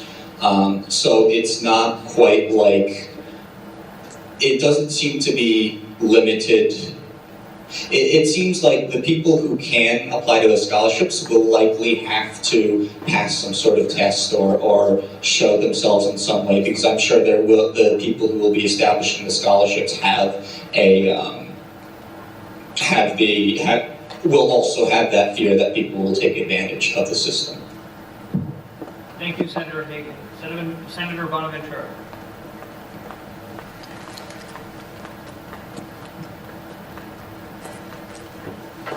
I just wanted to say, kind of going off what your point was, I see where you're coming from, but the only thing is, like, because the LGBT community, it's not really black or white. Like, sometimes people can be a part of the community but not outwardly express it or different things like that. It's not too difficult to, like you said, with testing and whatnot. Like, it shouldn't be something that you have to test for to, see whether you're a part of the community or not. Anyone who's straight or not part of the LGBT community could have a very good understanding of the LGBT community, but it doesn't mean that they're a part of the community. So I think that there's a very gray area there, because there are different scholarships, say for race things, there are scholarships for black engineers or different kinds of things like that.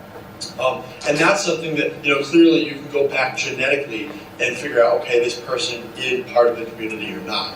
But with sexual orientation, there's not so much that black or white boundary as to who is part of the community and who's not.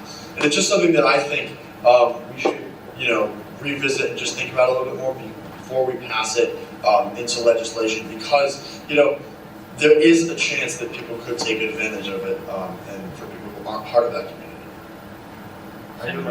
Thank you. Senator Corolla.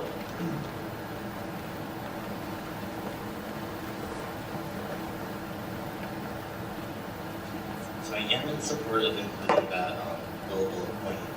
The discussion is great, and I'm not 100% sure, but I don't think we can necessarily mandate that those scholarships only go to those kinds of people, just like scholarships that are ethnicity or race-based. I mean, realistically, anyone could apply. It'd be a little ridiculous if you did. So I'm not 100% sure. Just like if there's a women's scholarship, a man could apply, it'd be a little ridiculous if they did. Also, I'd like to make one point. VA, in our little acronym, that stands for two things. It stands for asexual and ally, because our allies are really important to us. So again, that does include cis heteronormative people, because they are our allies. That's I yield. Thank you, Senator Corolla. Senator Carroll. Make a motion to amend first, therefore be resolved. Okay, what's the To tack on the event or after students on campus, to add on, as well as raise awareness for LGBTQIA2+ student life for the University of Connecticut community. Okay. Authors and sponsors, do you have any objections to this amendment being taken as amendment?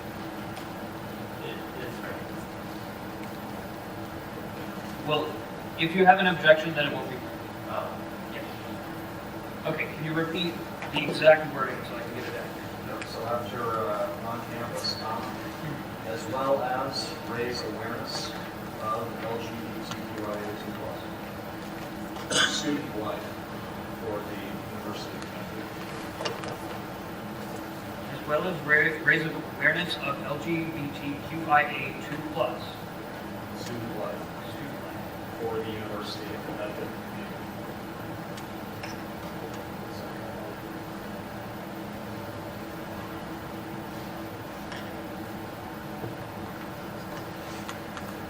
Okay.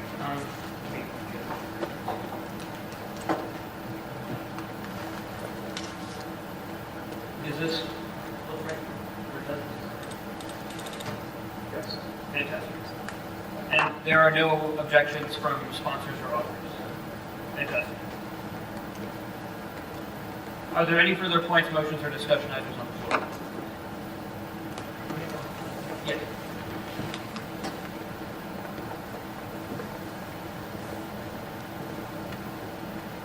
I just want to respond to Senator Hagan's earlier points. I think that was a really good point to make about why I have two separate bullet points for increasing person classes and also increasing career faculty. While they might seemingly seem like the same thing, they're actually just separate. So I'm a Spanish major, and I think back to all of my courses. Almost every Spanish professor I've had identifies as being Latinx. But I've never had a Latinx professor outside of a Spanish language course. That's worrisome. So to make the analogy, yes, there should be queer people teaching classes that are queer themed, but there should also be queer faculty teaching like chemistry and literature and mathematics, just things that you would never bring that up, but just to have, you know, if you're like a young gay CSE major, to have like a fellow queer mentor within the CSE department, that's really important. That can be life-changing. So that's why I separated them, because we do need more birthing courses. They are hard to find. Additionally, there is differing opinion on this within our community, but I personally feel like you don't have to be queer in order to teach adequately and accurately queer themes. In a feminist theory course, it's taught by a man, and I had no objection to that because he was amazingly intelligent and spoke wonderfully about feminist theory. So that's why I made those different. I think that's just a really good point to make, and I'm happy Senator Hagan brought that up. So thank you for this amazing discussion. That's it for me. I yield. Thank you, Senator Corolla. Are there any further points, motions, or discussion items? Senator Carroll. Yeah, I'd like to ask a point of information. I'll start by saying I fully support the bill and everything. I mean, as a LGBT student, I think this is great. It's something we need, absolutely.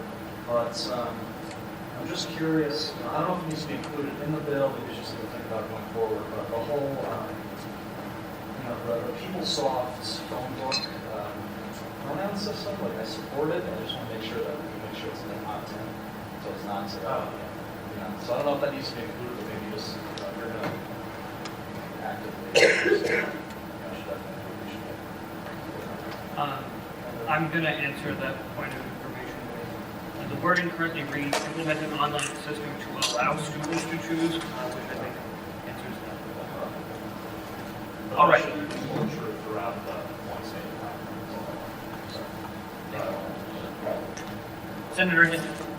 I just wanted to say really quick, I don't need to get up, but one of the things we always say when people present things is, go back to your research, put some thought to this, have you polled people, and that was all done here, and we don't see that a lot, so I think that's something we should really take pride in.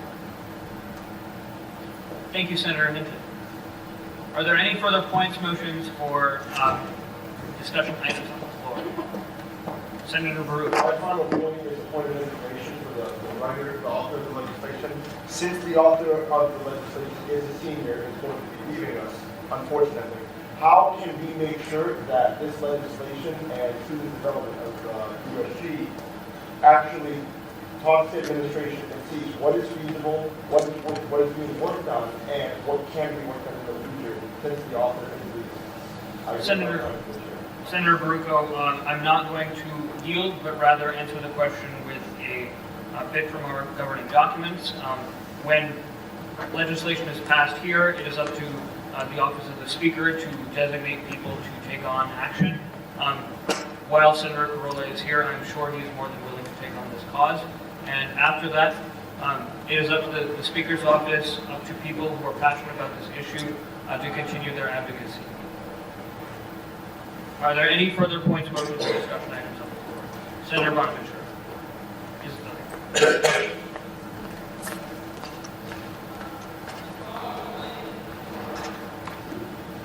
So I'm going off my earlier point too, the part about the LGBTQIA2 plus professors and stuff.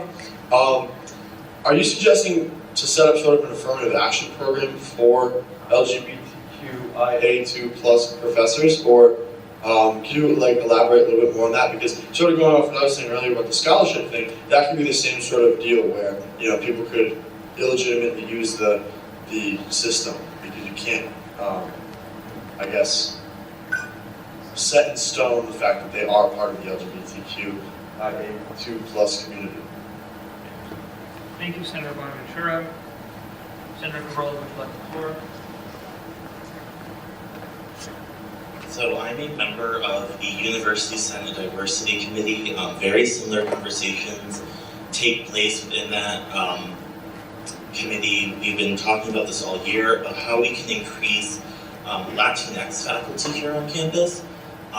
So almost the same conversation has been happening, just a different adjective, just a different section of the population. Our chairwoman, Maria Luz Fernandez, said how less than 2% of her faculty here identifies as Latinx. And then I made the point shortly after when she brought that up.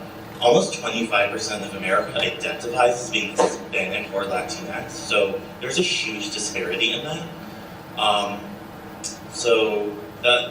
Senator Hayden brought up a similar point for your point. I mean, we're not setting up anything new. The Office of ODI, the Office of Diversity and Inclusion, ODI, OEI, Office of Institutional Equity, they already work to make sure that applicant pools for positions are diverse, and I do believe that includes gender and sexual orientation. So it's already happening, but I would like there to be a more concerted, aggressive effort to do that. Thank you, Senator Corolla. Senator Murray. I would like a motion for the previous question. That motion is not debatable. We will now vote on the motion for the previous question.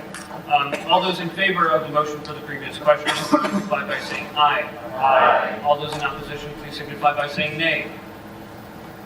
In the opinion of the, or any abstention, you can't abstain on procedural matters. In the opinion of the chair, the ayes have it, the motion carries. We will now proceed to a vote on the legislation, a joint resolution concerning queer inclusivity on campus. All those in favor, please signify by saying aye. Aye. All those in opposition, please signify by saying nay. Any abstentions? One abstention from the chair, one abstention from Senator Corolla. In the opinion of the chair, the ayes have it, and the motion carries.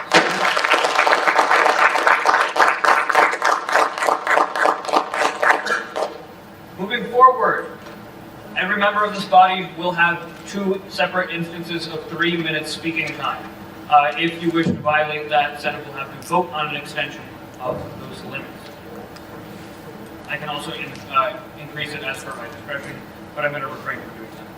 The next item on the agenda is a bill concerning the lack of bicycle racks at the University of Connecticut stores. Do we have a motion? Motion goes to Senator Corolla, second goes to Senator Contreras. Would the author of this bill care to speak on the bill? Point of information, would you be able to bring it up? Of course. Right there. Speak right there. Yeah.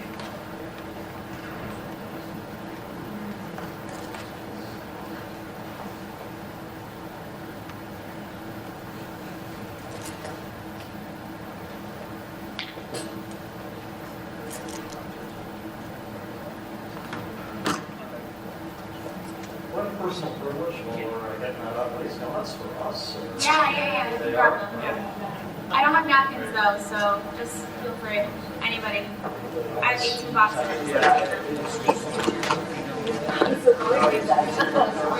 I think they're like all boxes free. I don't know what this is.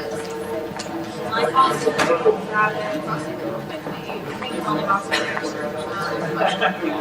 I think honestly they gave me like 3 boxes of boxes free. Yeah, you can grab all of them, whatever you want. They're all boxes free. Can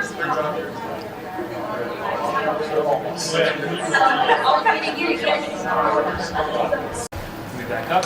Do we have a second? Senator Murray. Are there any is this amendment taken as friendly? Are there any objections? I'd say no. No objections. No, I do not think it's Okay, so you have an objection. Fantastic. We'll now move into discussion on the item. Seeing none, we'll move into a vote. All those in favor of the amendment to change this legislation to a joint resolution concerning the lack of bicycle racks at the University of Connecticut stores, please signify by saying aye. Aye. All those in opposition, please signify by saying nay. Aye. Any abstentions? In the opinion of the chair, the ayes have it, and the motion carries. Are there any further? Senator Hinton. So you just said, Senator Baruco, that they are very inexpensive, but unfortunately in the legislation here, I don't see anything about how much it will cost. Do you have any quotes about how much bike racks will cost? I will briefly yield to Senator Barugo. I do not have specific votes, but currently I serve on the Residential Life Student Advisory Committee. We recently had the Director of Facilities and Operations, I do not remember his name, but come in and say that they're in the process right now of doing so, and saying that they said to me that they have many bicycle racks that they're going to implement. So according to my knowledge, I do not know the exact cost, but they have bicycle racks that they are able to implement. But I do not have an exact quote for you for how much money it would cost. I yield my time. Thank you, Senator Barugo. Are there any further points, motions, or discussion items on the floor? Senator Wojcicki. Yeah, sure. I would like to ask the author. So you are aware that there are currently plans to implement bike racks. Senator Barugo. Yes, Facilities and Operations Director has told me that, and I just find it necessary. There's also a student body proclamation saying that we think currently there is an insufficient amount because currently, to my knowledge, there is no legislation by the USG talking about bicycle racks and the lack of thereof. So I think having this legislation in conjunction with them doing current operations, that's why I have the final, as a second, if you can scroll down, please. The second to last, therefore, be it resolved, it says we support, or the last one, it says we support the continuing efforts. So I think, to my knowledge, yes, they're working on it, but this is also just, we need a proclamation, we need legislation saying that the USG has taken a stance on this, and that they, I don't want it to just be something facilities has to worry about. I want this to be something the student body also says. So they have that as motive to keep increasing the bicycle racks. Does that answer your question? Thank you, Senator Barugo. Senator Reynolds. Would the proponent of the resolution expand upon what specific areas these bike racks might be used? That is not a contained point of information. I will allow Senator Barugo to use one of his 2-minute speaking times or 3-minute speaking times in order to speak on that if he chooses. Thank you, Mr. Graduate Shoes. Okay.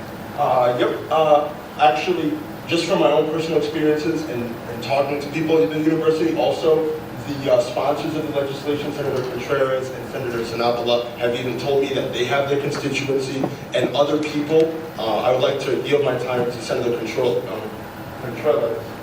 Contreras to say that a student, not even in her constituency, came up with the issue. So I would yield my time to Senator Contreras. I'm not going to accept that yield. That would be a usage of Senator Contreras' speaking time, which she can choose if she wants to do so. Do you raise your placard? Do you have an item of discussion? Senator Contreras, it's to your right. Okay, fantastic. Senator Contreras, you have the floor. You can take a seat, Senator.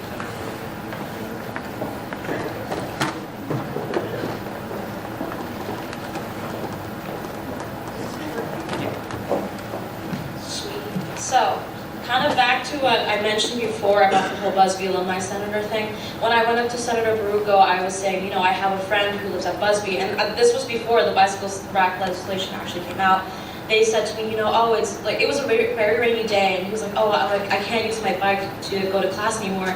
And I asked him why, and he goes, well, not only is there not enough bicycle racks at Busby, but there aren't any covered ones. So when, the rainstorm came or whatever, it just completely, it kind of ruined his bike, so we had to go get it redone, and that's expensive. It was a really nice bike. So that was my story with him. I went up to him and I said, I know that there's frustration among students with bicycles, it wasn't just the amount of them, which is a problem, it's just the fact that they're not being covered either, because now we live in stores, and it's not the best place weather-wise to live in. As we know, there's going to be a lot of snow coming up in the following week, which I'm a little mad about. But the point here is that there are people that you might not really know, your own constituency or others, that are having frustrations with this, but they don't want to say too much about it because they feel like they can't do anything. Because when he came and talked to me, he was like, I just have to live with it because I live there and there's really nothing I can do. And I said, well, I actually went up to him a week later after Senator Barugo talked about the legislation he was going to make, and I said, that there's this thing coming up, and so that's good news for you. And he was like, that's great. And he felt a lot better. I felt a lot better, and that's pretty much a lot to say. I yield my time. Thank you, Senator Contreras. Are there any further, Senator Hagan? Point of information, how many bike racks are like in, just not necessarily an exact number, but just a general idea of how many bike racks we have and whether or not there's space with the alternate number? Senator Baruco, would you like to answer that question? Yes. I will yield to you for 30 seconds. Again, the specifics, I do not know. There's not a lot of research or anything showing the numbers. But to my knowledge, there's around maybe 200 plus for every single residence hall on campus and all the academic buildings, the student union, Homer Babbage. There's around 200 plus. But still, for the amount of students on campus that have bicycles, grossly insufficient. The director of facilities can probably tell you an exact number. So I recommend emailing them. I yield my time. Thank you, Senator Baruco. Are there any further points, motions, or discussion items on the floor? Fantastic. We will move into a vote on the legislation, a joint resolution concerning the lack of bicycle racks at the University of Connecticut stores. All those in favor, please signify by saying aye. Aye. All those in opposition, please signify by saying nay. Okay. Any abstentions? One abstention from the chair, one abstention from Senator Baruco. In the opinion of the chair, the ayes have it, and the motion carries.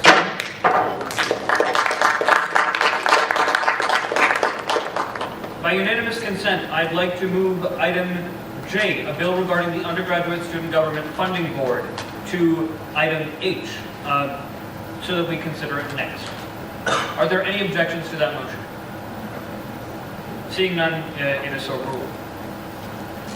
Yes, that'd be fantastic. The author of this bill has 10 minutes to present. I'd like to quote Shakespeare from Hamlet here. Brevity is the soul of wit.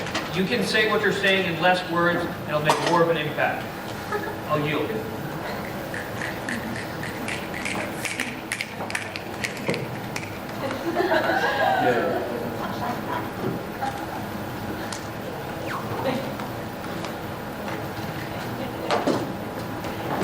So if you have your laptops and we want to pull this out, that would be great. Agreed with Speaker Tumu. I'm not going to read word for word, but I just wanted to kind of explain all this.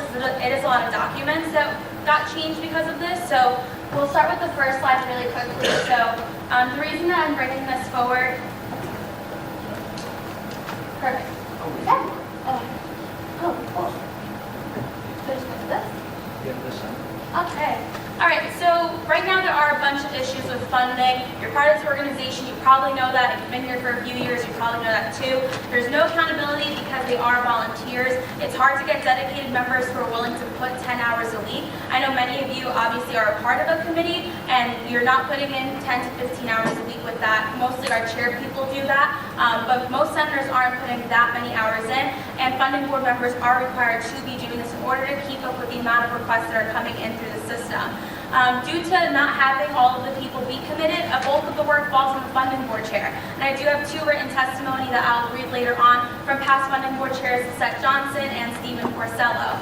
People get burnt out really quickly, so we have high turnover every single year. We typically don't have a funding board chair return, and we typically don't have members from past funding boards come back because it's so much work.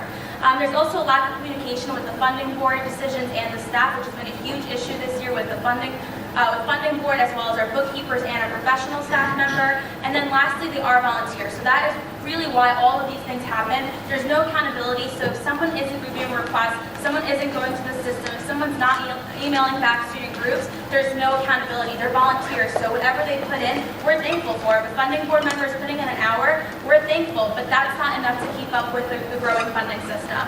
And there is a quote there by Kim Miller. Pretty much she sent in testimony too, and I'll read it really quickly, but a lot of it was based off of the accountability factor and the fact that funding is growing. It has been a huge issue in the past few years. It's problematic that it's volunteers because this isn't just a committee that's doing advocacy work. This is a part of our function. This is a reason that we have professional staff members in the office working. And there are times when requests aren't up to date, and it leads to our funding staff, our professional staff members, and our bookkeepers from not having any work.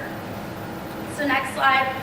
So that's why I'm introducing a funding student staff. So this is very brief just so that you understand, but we are going to go into specifics for it. So it's 9 undergraduate degree seeking students that would be hired. One of them would be a supervisor, so that would be equivalent to a funding board chair. I'm going to explain all of this in the documentation moving forward, but that is the idea moving forward.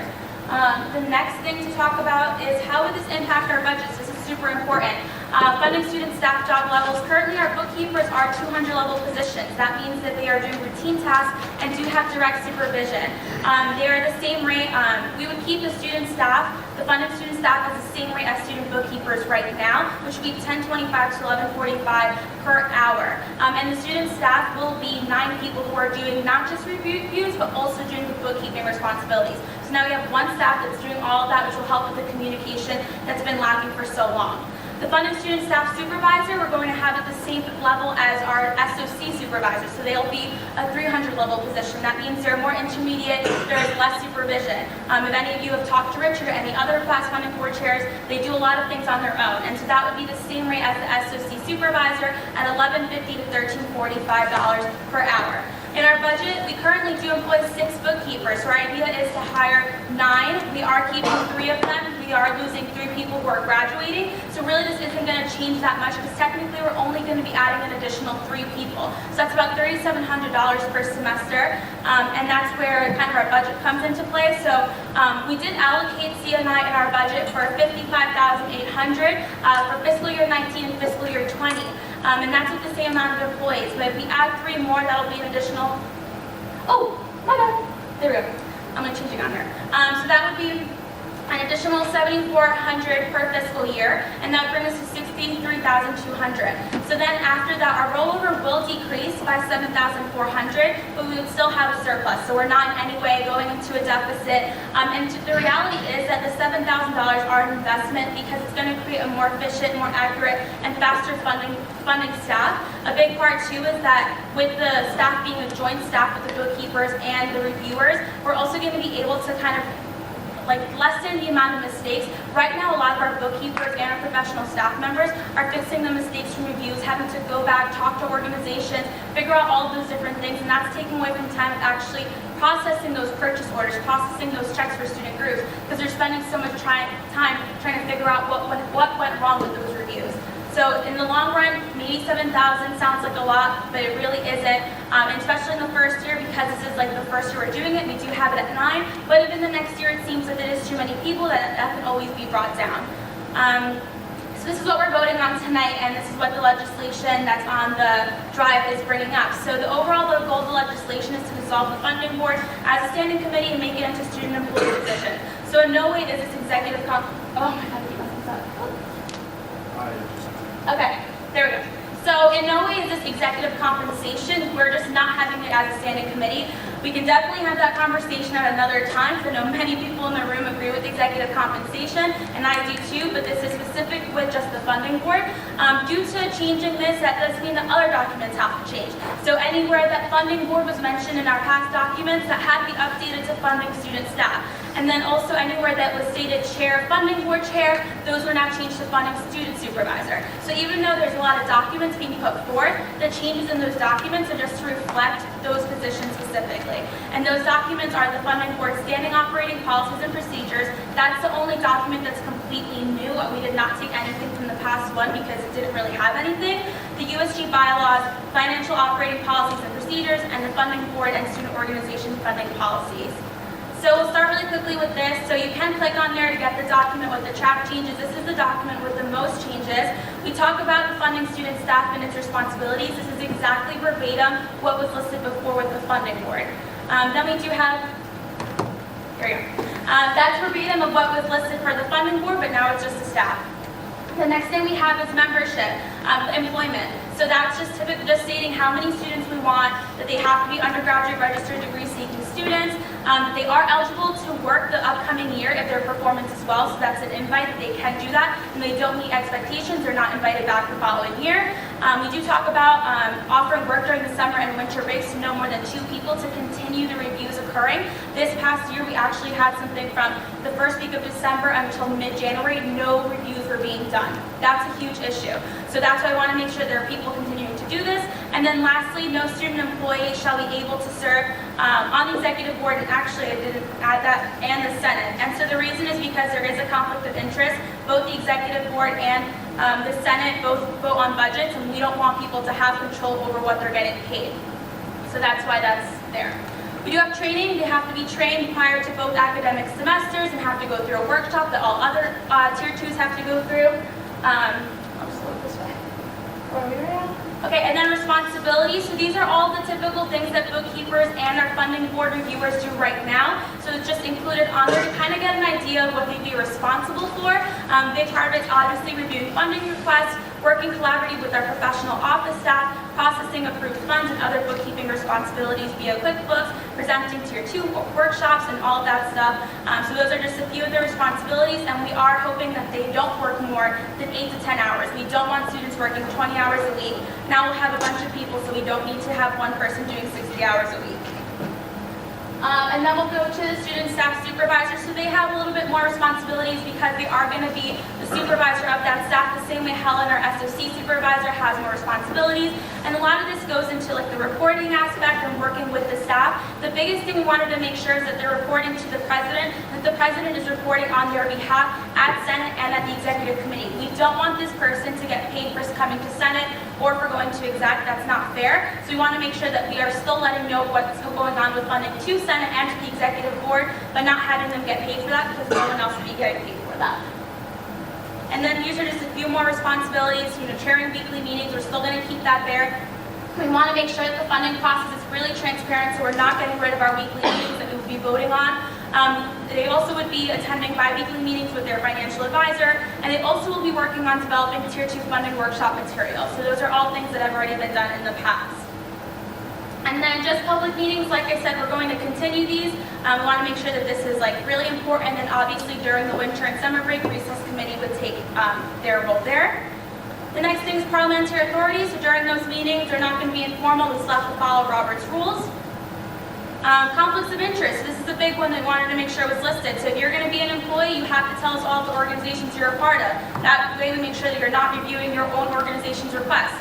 Same thing happens with the funding student supervisor. So that person has to submit a list of the clubs that they're involved with to the president and the comptroller to make sure they're not voting on these things or checking those requests. That's really important. And then lastly, we want to make sure that they're held to the highest ethical standards. So they have to remove themselves from any situation. So they can't vote on those things and they can't review any of those things. And then, and then this is just the last few ones. So appeals, making sure that our supervisor is letting students know that if their request was denied, that they do have the opportunity to do an appeal, and that's within 5 business days, so we kept that the same. Termination, so that we are referring to the Office of Financial Aid Services Student Employment Guide. That's like all of the logistics and ethical things, so we don't want to be in charge of that. We're going to follow by the rules because it is a student employment position. And then lastly, amendments to standard operating policies and procedures. We still want this to be approved by Senate. We think it's really important to have Senate play a role in this, and so that's all of that. Bylaw changes, like I said, all of that's just wording. So I just changed the funding board to the funding for student staff, updated all the Roman numerals because I had to remove the funding board as a standing committee and introduce it as a funding student staff. So it wasn't really anything crazy, but these are the changes when it comes to the bylaws. It actually is pretty much verbatim of what's listed in the other document, but we only put a few things because obviously we don't have to have all of the responsibilities in the bylaws, but we did put all the pertinent information regarding who would be on it, how it would work, who they would report to, the fact that no student employee can be on the funding board, and also, on the funding student staff, and also a senator, and also an executive member. And then the next thing, really quickly, is the internal financial operating policies and procedures. This is just what USG uses to make sure that we're not abusing the student fees that we have within committees. So really there wasn't much about the funding board, but we did change a few things, and we changed the name to internal financial operating policies and procedures so it doesn't get confused with the other document, because there's just, all the documents have the same name and it was kind of confusing. And so now it's just changing all of those titles to the new ones. And so that's kind of reflected there. Those are the only changes, the green ones, not really much. There's 1, 2, 3, 4, 5, 6. One of them being that we just added an I. So nothing crazy. And then the funding, student, staff, and student organization funding policies. So these are the policies that all Tier 2 organizations see. The only thing that we did here too is change funding board to funding student staff, and then changing chair to funding student supervisor. And then we did change like the title of that document since it's a different name now. And then we just removed some clauses that weren't relevant anymore because of that document's information. So that one was the biggest one, just because of the amount of words that we had to change. So that one's the clause 2 on that document, and you can click that if you go to the Senate slide. The Senate drive. Keep going. Okay, cool. All right, so moving forward, so like I said, no content was changed. A big reason was because the comptroller, Speaker Tumu, Richard, Funding Board Chair Richard, and myself have been on a committee now for a few weeks, just kind of looking at the policies and what should change. So those things will be done at a later time. This is specifically just with staff, and the reason that it's got brought up tonight, and the reason that we just put it for now, is because we need to have this voted on tonight if you all would like, because we want to have the job posted by tomorrow, because with the end of the semester coming up, we do want to make sure that we have a supervisor by this timeline, so we want to have all hires notified by the 20th. We'll be posting it on the job website tomorrow if this passes Senate, and so all of our office staff is aware of all of these things. Also knows this, she's been a part of this as well, the conversations. That's why the funding chair wasn't a part of the executive applications this year. But yeah, so we'd hire them by April 20th, introduce them to our office staff, have a small training during the last week of April, and then of course they would move in early in August for an official training week. And that's about it. Yeah. Go.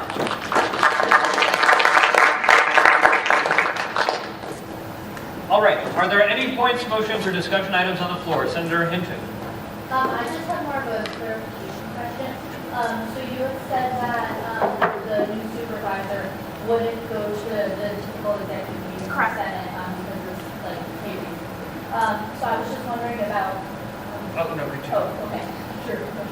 What do they do about trainings? Do they have to go to triad and their relationship with the exec? Because I think it is important that. I will yield to Senator President Governor. So actually, because they're going to be staff, they won't be part of the executive board. So at all, yeah. So they wouldn't have to go to triad. They wouldn't have to do any of those requirements. Having to go to like what's it called, like the retreats and those types of workshops. And the reason being because they are getting paid, so we want to make sure they're getting paid for those specific things.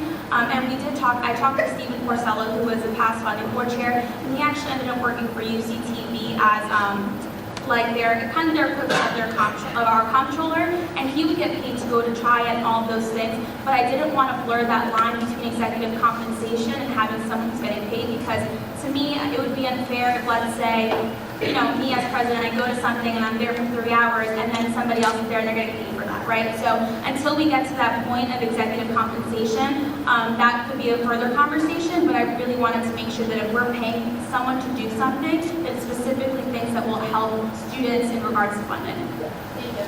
You're welcome. Senator Higgins.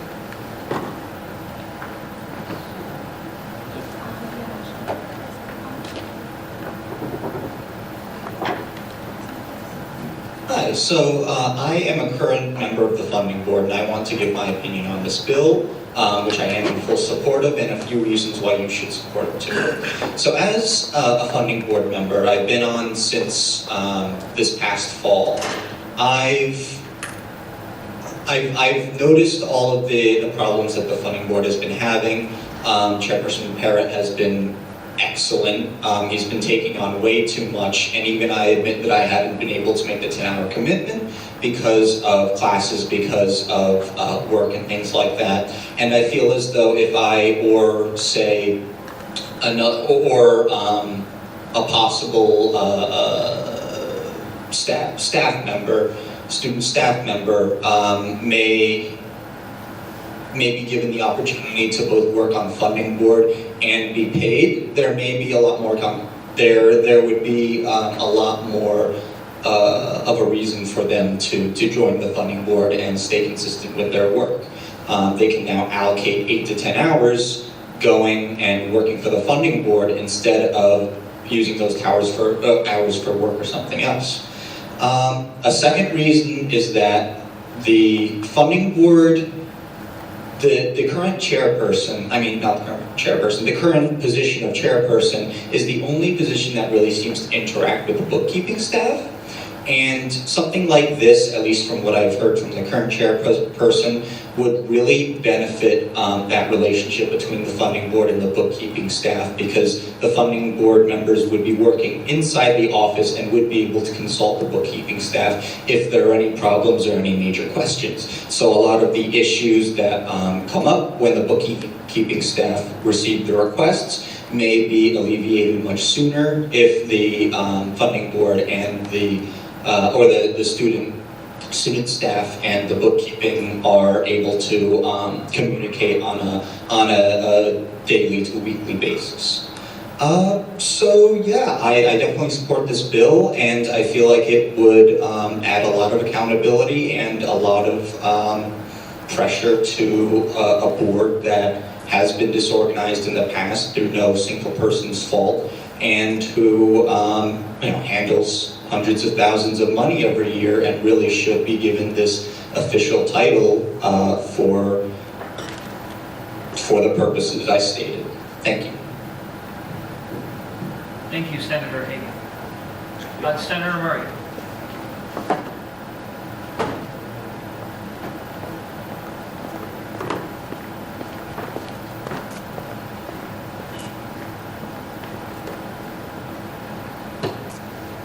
I am also fully in support of this bill for a whole number of reasons, but one of them is the one that I'm really going to focus on at this time, and that is that I believe that offering compensation for full-time, or not full-time, but professional staff members who are really devoted to the funding system will greatly increase the quality of people who are working with the funding system. And I don't mean this in any slight to the people who are part of funding board, but many funding board members throughout the years leave funding board not because they don't want to do it, but largely because they can't afford to do it. 10 hours a week with no payment is a large commitment, and especially if we're considering people who are, if they're on the funding board, they know about money, they're good at working with money, they figure out that there are much more economically efficient ways to spend their time, where they can serve people and get experience and also pay their bills. There are lots of people at this university who need to hold jobs in order to afford tuition. As of right now, it's almost impossible for those students to be on the funding board because they need to have a paying job in order to even continue to attend the university. Having this position be paid means that all of those students now have the opportunity to help the student body, to serve in the student government, and to be compensated for their efforts so that they don't have to find a job at a store or anywhere else where they're not really doing the kind of work that a lot of people really hope to be able to do when they're coming to college. So I really hope that you all vote in favor of this, because I really think that this is absolutely the best direction for our funding system to move to. Thank you, Senator Murray. Are there any further points, motions, or discussion items? Senator Wojcicki. I would like to make an amendment to our motion to amend so that all of the periods are a semicolon except for the final. Is there a second for this motion? Second goes to Hinton. Are any of the sponsors in opposition to this amendment? Seeing no opposition, the amendment is taken as friendly. Fantastic. Are there any further points, motions, or discussion items on the floor?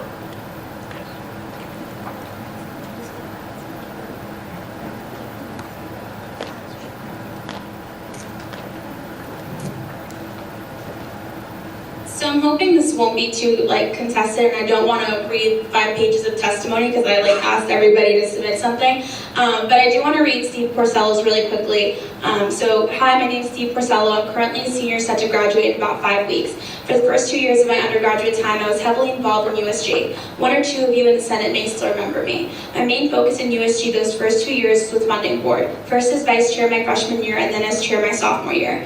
I write today to beg you to change the way the funding board system operates. It is currently broken, and USG will be crippled if changes are not made. USG has many important duties, but funding student groups is one of, if not the most important. The funding board chair deals with a budget around $800,000 to $1 million, and yet they go unpaid. When I became funding board chair, I totally thought I would be able to handle it if I just worked hard enough. I was wrong. I was absolutely miserable. It was the hardest I've ever had to work, and I've had 3 internships and 3 separate on-campus jobs, all of which were paid. I had about 15 hours per week of office work to do. I met with students that having about 5 meetings per week because so many people wanted to meet in the USG office. I made sure to respond to all emails from students within 24 hours, meaning I often did additional hours of work on the weekends or at night to make sure students would hear back from me. USG's system of doing things became even more insane to me after I left. I decided to work for UCTV instead as their finance manager. I ended up going to the exact same Triad events as USG, except I got paid to go to them. Other finance managers that got paid included the Daily Campus CFO and the WHUS operations manager.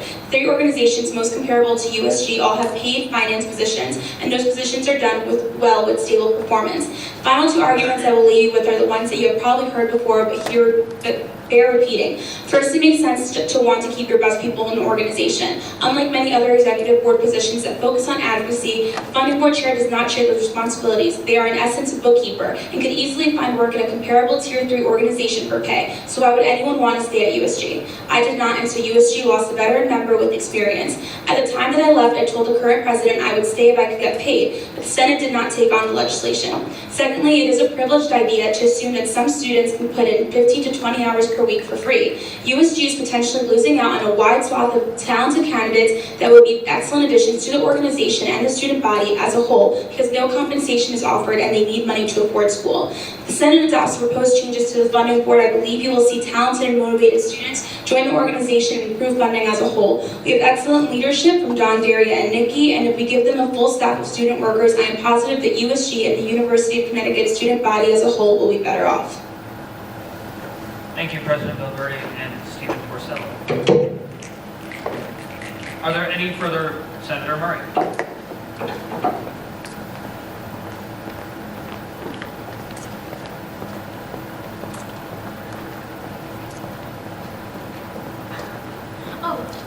Right. Thank you. So I just want to give a little bit of context for that statement for those of you who were not in USG or in the Senate body when Stephen Porcello was. So I'm one of the 1 or 2 people he mentioned who are still in the Senate body. And I just want to kind of talk a little bit about who he was, just so that you understand the importance of that statement.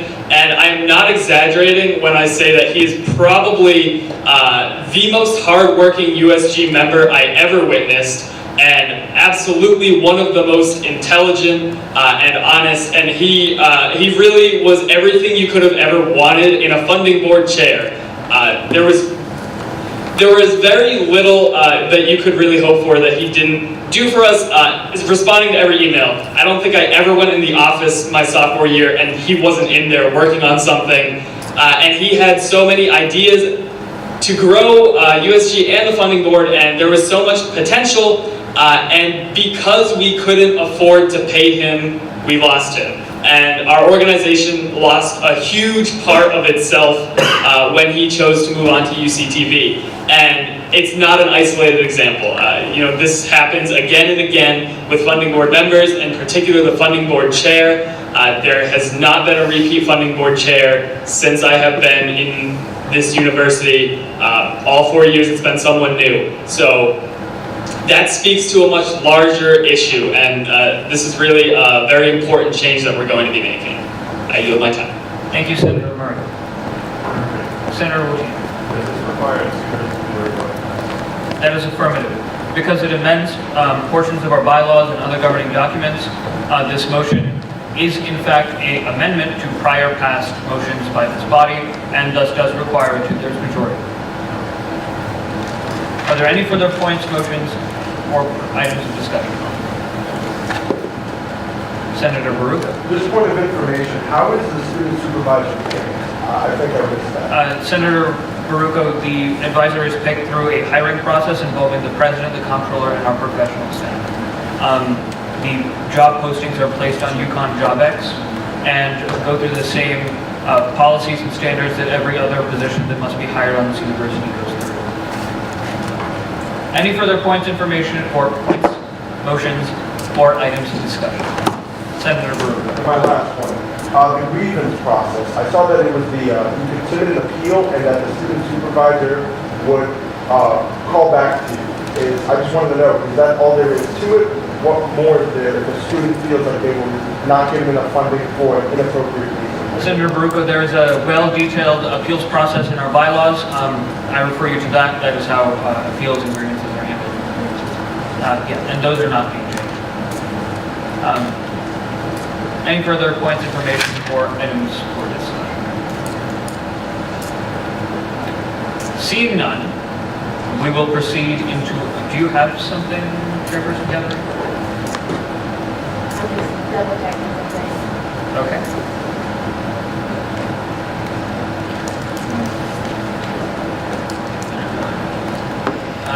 Chairperson Gathering, how much more time do you think you'll need? Okay, so, yeah, this is a question.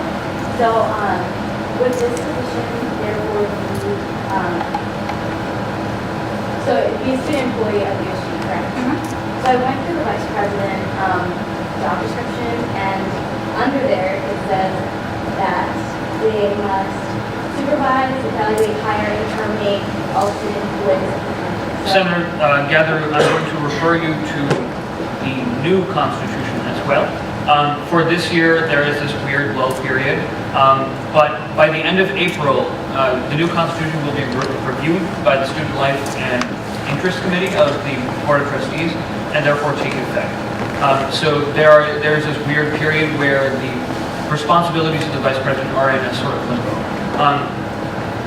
I'm sure that the next administration would be more than willing to find some compromise so that all parties involved here are content with what roles they're assigned. But that's kind of the answer to your question there as to why the Vice President isn't quite involved in this hiring process. Yeah, Senator or Vice President Vizina. I was just going to respond to like, so typically like I worked more with like Helen and the SOC and kind of left like except up to Dawn, so she would oversee that, so typically she would do the hiring for that. I was just reading off the thing. President.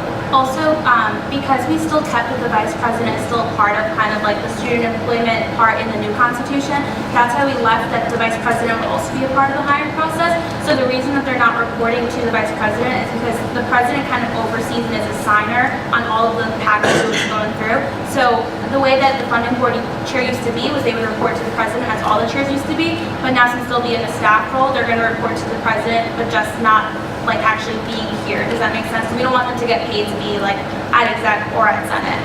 So we do keep the vice president in the hiring process, but when it comes to reporting, even like the SOC supervisor like doesn't really report to the vice president. It's kind of like they work together, if that makes any sense.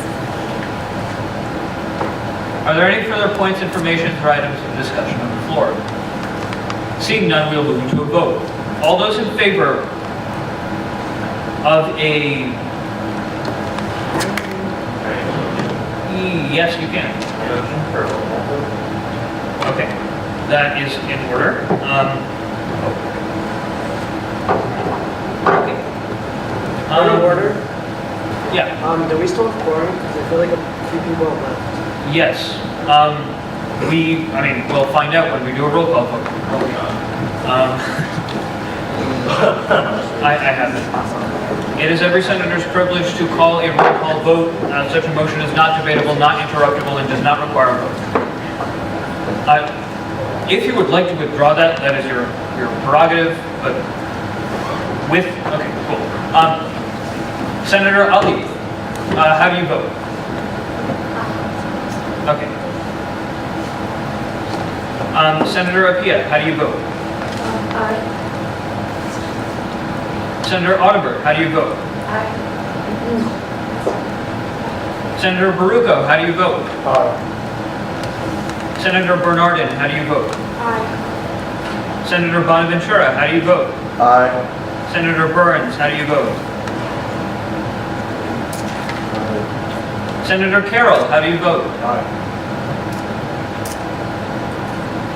Senator Chen, how do you vote? Aye. Senator Contreras, how do you vote? Aye. Senator Corolla, how do you vote? Aye. Senator J. Crow, how do you vote? Aye. Senator B. Crow, how do you vote? Aye. Senator Demura, how do you vote? Aye. Senator Jocham and Senator Edwards, have you arrived? Senator Efremov, how do you vote? Senator Hagan, how do you vote? Aye. Senator Hinton? Aye. Senator Jane, Javeri, Kleisen, Kundu, and McCune. Have any of you arrived? Senator McManus, how do you vote? Aye.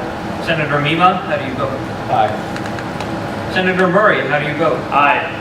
Senator Reynolds, how do you vote? Aye. Senator Rogalski, Senator Sinopola, Senator Schroeder, and Senator Teeling. Senator Thakur, how do you vote? Senator Tiberio, how do you vote? Aye. I vote aye. Senator Vora and Walker.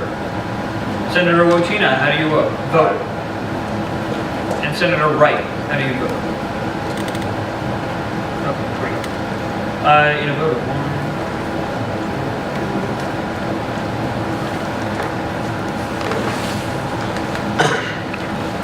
you can double check. In the roster.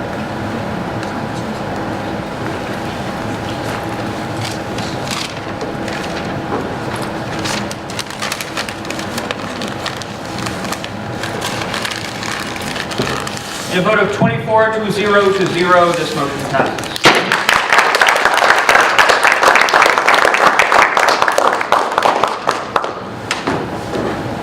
The next item on our agenda is a bill amending the spring 2018 budget of the undergraduate student government. Do we have a motion? Motion goes to Corolla. Second. Do we have a second? Second goes to Hagan. Would the author care to present the bill? The author has 10 minutes, however, Shakespeare. All right, I'm going to be as quick as possible. So earlier in the year, I believe in February, when we voted on the budget, prior to that I discussed, this was during my transition of becoming chair with Vice President Fazina and Comptroller Sidani. We looked at past budgeting for our spring weekend events, and when we were talking about the Culture Center open house, we had noticed that in past years we funded money at around $1,000 for each center. But this year, Comptroller Sidani and Vice President Fazina wanted to try something new where USG would put up $500 and then we would price match with the centers. So if they spent $500, we spent $500. If they spent $450, we spent $450. And then so with 6 centers at $500 each, that's $3,000. Plus, one of the newer entities on campus is the Office of Diversity and Inclusion, and they oversee each center. So I thought it was highly appropriate to invite them, the Office of ODI, to the Culture Center open house, just so that way they can connect with students and just have the opportunity to be in that space and be in that moment. So then that eventually equaled $3,500, and then it costs usually around $2,000 for t-shirts, so we asked for $2,000 for t-shirts. So that was, when we voted on the budget, it was $5,500. As I began speaking with the centers, we found out that our initial system of funding wouldn't work because so many of the centers budget over the summer, and they did not budget for this. They truly did not have the money to even put up.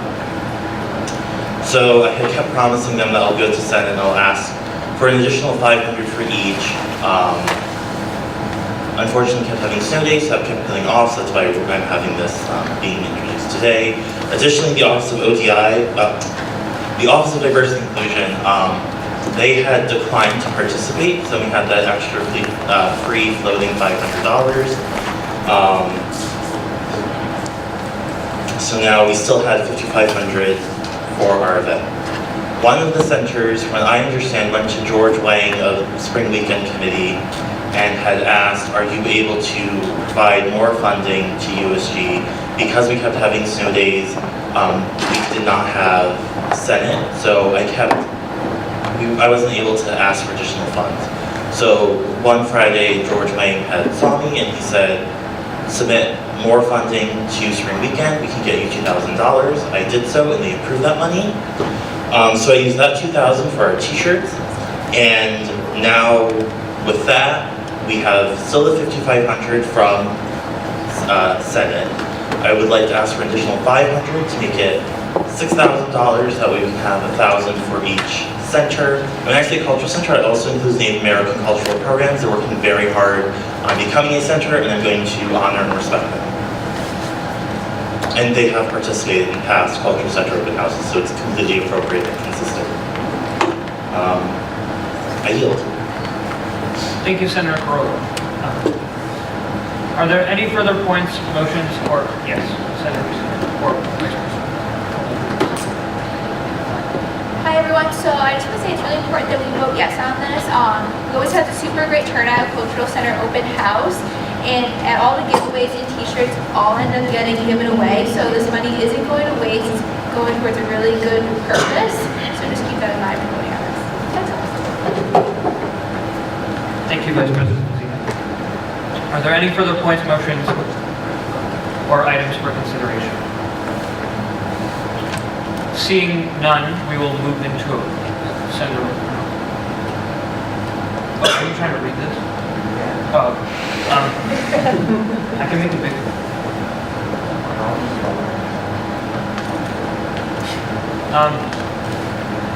Seeing no points, motions, or items for discussion, we will now move into a vote on the legislation to amend our budget. All those in favor, please signify by saying aye. Aye. All those in opposition, please signify by saying nay. Any abstentions? 2, 3 abstentions. 4. I have a question. Yeah. They said aye, but I really didn't say aye. That's fine. Or is it still appropriate to say aye? Sure. It's by voice, so I wouldn't know. Never mind. Okay. I honestly didn't know. I'm sorry. 4, 5 abstentions from Senators Hinton, Tiberio, Reynolds, Corolla, and myself. In the opinion of the chair, the ayes have it, the motion carries.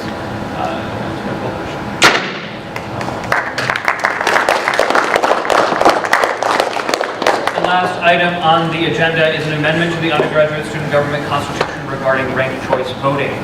Do we have a motion? Motion from Senator Crow, second from Senator Bernard. Would the authors care to present the bill?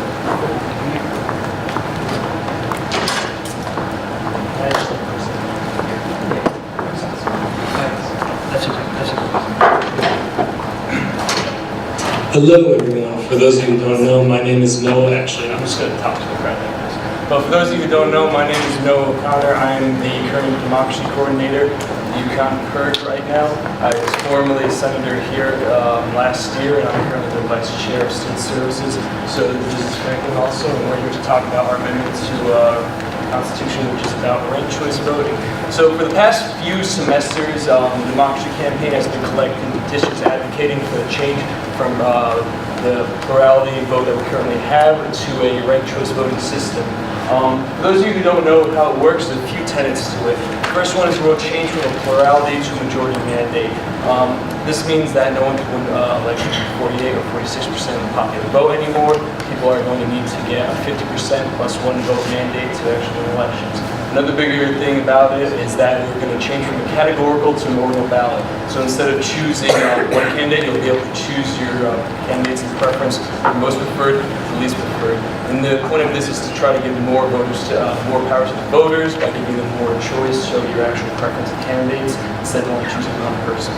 This being said, we get into the last major tenet of the system, which is instant runoff. So if we have 4 or 5 candidates in the pool vying for the presidency, and then we also have this system of majority, it's hard to win the first round. So with instant runoff, this means that by the first round, no one receives the majority plus 1/3 vote.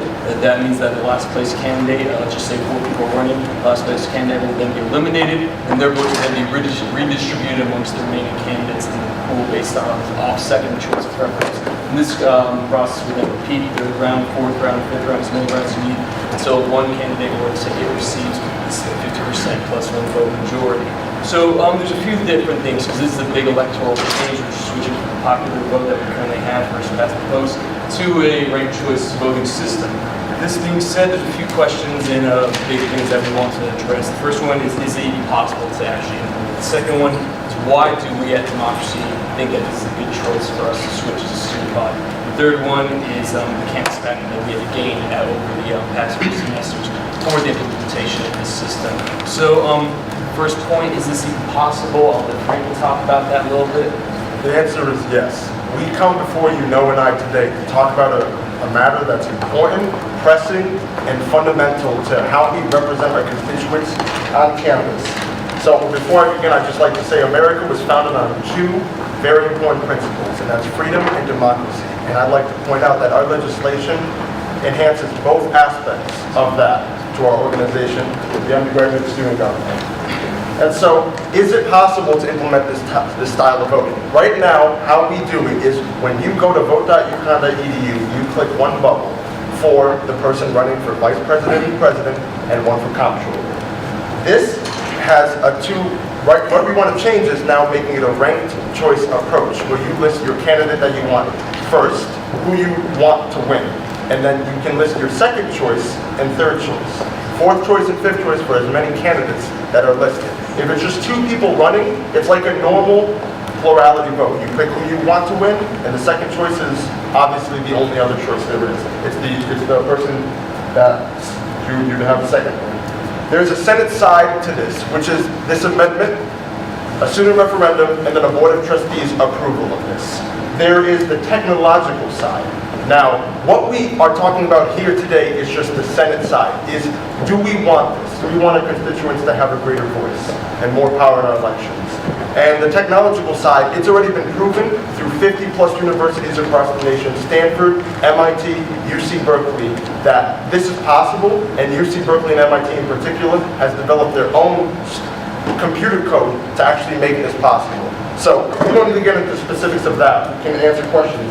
But yes, it is possible. The current system on vote.uconn.edu is through UContact, which is a branded version of this entire software called Engage that Student Activities uses by Campus Labs. Engage has the possibility, or UContact, as I'll refer to it, UContact has the possibility to do ranked choice already. So the first step is already done. The platform we're using right now can already handle ranked choice. Now the second part is runoff elections. That's what happens if nobody gets a majority, 50 plus 1% in that first round of voting, plus 1 vote. If no one gets that, we do not know yet if Engage/UContact, how we currently have it, runs runoff elections. If it does, there is no problem on the technological side. All this requires is Senate and our constituents saying that they want this. There is open source code online that USG can download for free, and then all that would require is our own efforts to make that implemented into the USG side. So theoretically, if we wanted to pass this amendment right now, it's possible, but then the computer side code to actually calculate a runoff election, we would have to download ourselves and implement. This is again free, it's open source code, and we have verified this through the Ranked Choice Voting Resource Center, fairvote.org, and Voter Choice Massachusetts, all organizations committed to ranked choice voting. And this is not new. This is something that's been going on for many years across our nation and across countries all over the world. The technology and the computer aspect of it is possible. Noah and I are here today to try to convince you, persuade you, to give more choice to our constituents and a more democratic way to elect our leaders. And Noah's going to talk about why we should do this and the benefits ranked choice voting has over our current system of voting. Yeah, absolutely. So reverberating off of what Franklin said right there, why do we want this as a democracy? Why should we as a body implement this for our constituents to have? So a few reasons, and most of them are to address current problems that we do have with our voting system, turnout, the pool of candidates that we currently have, and negative campaigning. So first off, like I want to say again, majority mandate. We have 3 people vying for the comptroller position. Obviously, if we all have the plurality system that we currently do, the majority is impossible, obviously. So this is the first problem that ranked choice voting can solve, is ensuring that everyone who does win the presidency or comptroller spots will have that majority mandate. The second thing is that it will hopefully increase more turnout for not only voters to have more choice, but that will also advocate for more people to run in these candidacies. When it comes to USG, we think that it would be nice for each election to have around 5 candidates in each pool. In the past few years, we haven't seen such turnout. It's been 1 candidate, 2 candidates, 3 at most. So we're trying to get that boosted up. The reason why we believe that ranked choice voting actually does make more people viable to win elections is because of the need of second choice or second preference votes in the system. For what we've seen statistically, most of the time, when it comes to first preference choices, it's easy for, it's not easy, let me rephrase that. When it comes to second choice preferences, this is what candidates need to win ranked choice voting. It's literally the one thing that they do need other than obviously first choice preference. This being said, that if candidates actually have a chance to gain second choice preferences by being nice, showing what they can offer to other constituencies, that will maybe incentivize more people to show that they have a more viable chance of winning these elections. This being said, it goes into the next point of negative campaigning. Obviously, with politics, things can get not nice sometimes, but hopefully ranked choice voting can alleviate this to some extent. So obviously, going off of what I said before, second choice preference votes. In an election with 4 or 5 people, we believe that it would be better for candidates to actually go out of their way to show what they can bring to other pools of constituents in these pools. Pretty much, what can they do to these pools of constituents, show that they can what they can pretty much uncap these people. This being said, that we think that also another minor point is that they give these voters more of an actual say. If they can have a ranking, if they can rank their choices and preference, that'll give them more say than just having a vote for just the normal category ballot. Off of that, we can go into the campus-wide backing that we've supported. So as Franklin said, we've had over 1,000 petitions from students across campus advocating for a change to the system. We believe that this is a very massive thing pretty much that we've been able to accomplish. We've been able to get a pretty much direct say from our constituents saying that they want to switch to the system. Other than that, organizations such as UCTV and fraternity have switched to ranked choice voting in their elections, so organizations are making the switch already. Other presidents such as the UC Berkeley president, UMBC have already supported and show support for trying to switch to the system. And other than that, yeah, that's pretty much what we want to say, the benefits that we bring to our body, the campus backing that we have. And overall, the other point that I want to drive home is we don't really think that this is a perfect system. We don't really believe that any electoral system is perfect to the extent I personally don't believe this. However, when we look at the problems that we have had over the past few years with turnout, either in elections or voter turnout, with negative campaigning, we believe that RCV is able to alleviate some of these problems. With the research showing that RCV has actually decreased negative campaigning in elections in Santa Fe, Mexico, and elections in California City and in other universities. There's just, again, it doesn't necessarily mean more people will run for these positions. But when we had our panel, our RCV panel, political science scientist Professor Singer has researched this heavily and said, and I quote, that this cannot hurt. This can do nothing but be neutral or increase the electoral politics of USG. He said that this cannot affect us negatively. It can only help or stay the same. Hopefully, with this type of change in system, people will now see a greater appeal to run for these offices, now knowing that they can just appeal to a greater majority of people and get a lot of second choice votes rather than trying to get everybody to be first. It encourages more civil campaigning and it encourages better electoral politics. And I'd like to end off with everybody that letting you know that this is possible. This is already in the works in many universities across our nation. We need to decide as a student body, not today, but if we want this. And if you ask your constituents, they will. We only have 1,000 petitions, but if we had a larger man staff at Democracy Purge, we would have had 5,000. And our constituents cannot be free if their voice cannot be heard. What kind of choice is it if they can only make one choice out of many? The matter today is RCV will not work, or can it work? It does work, and we have proof of this. If you watch we posted on the Facebook that our RCV PowerPoint with links to all the research that we found. And I would just like to ask everybody some simple questions about the constituents. Do we want our constituents to have a greater say in our elections for USG? Do we want to have better elections with better campaigns and less negative campaigning? Do we want to give more power to the student voter? Do we want to be more democratic?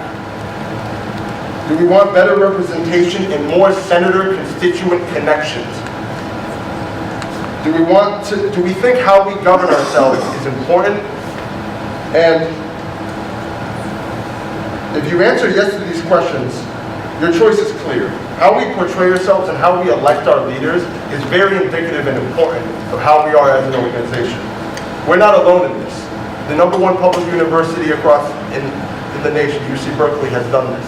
We've even got their support via email that they think that this is a good idea for UConn. And many other universities have taken this route as well. There are many courses of action. We can do a Google form, since we have Google capability with UConn. We can do an Excel calculations. It's not only computer code.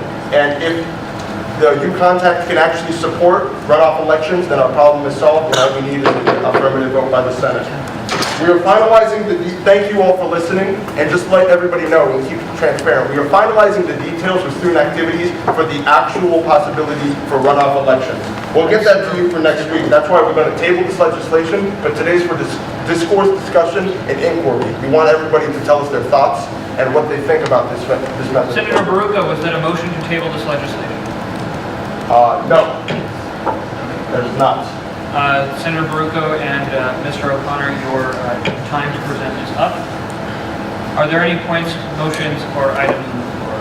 Senator Wojcina. One information. This is a bill. Oh yes, and we forgot to add from the amendments to it. Yes, but this is not the finalized version. And your question, yes, it is a bill. You guys can go.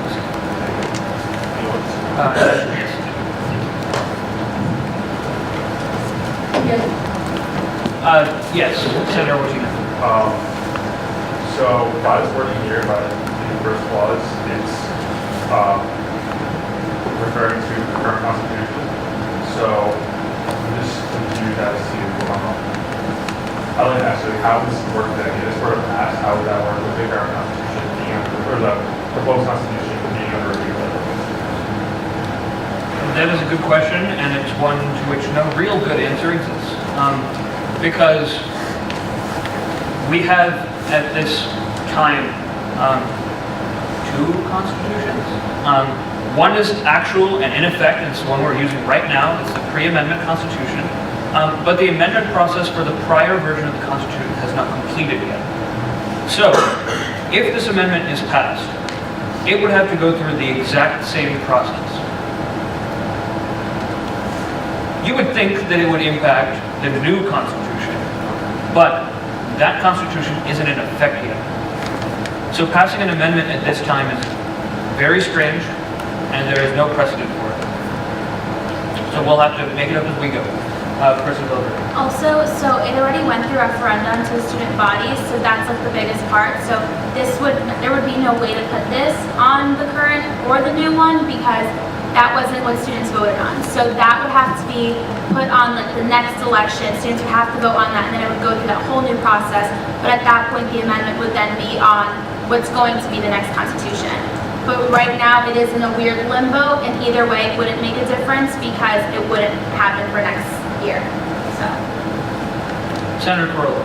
I just want to know what was discussed during the ad hoc and governing committees with this resolution. And I just wonder what were the findings of this?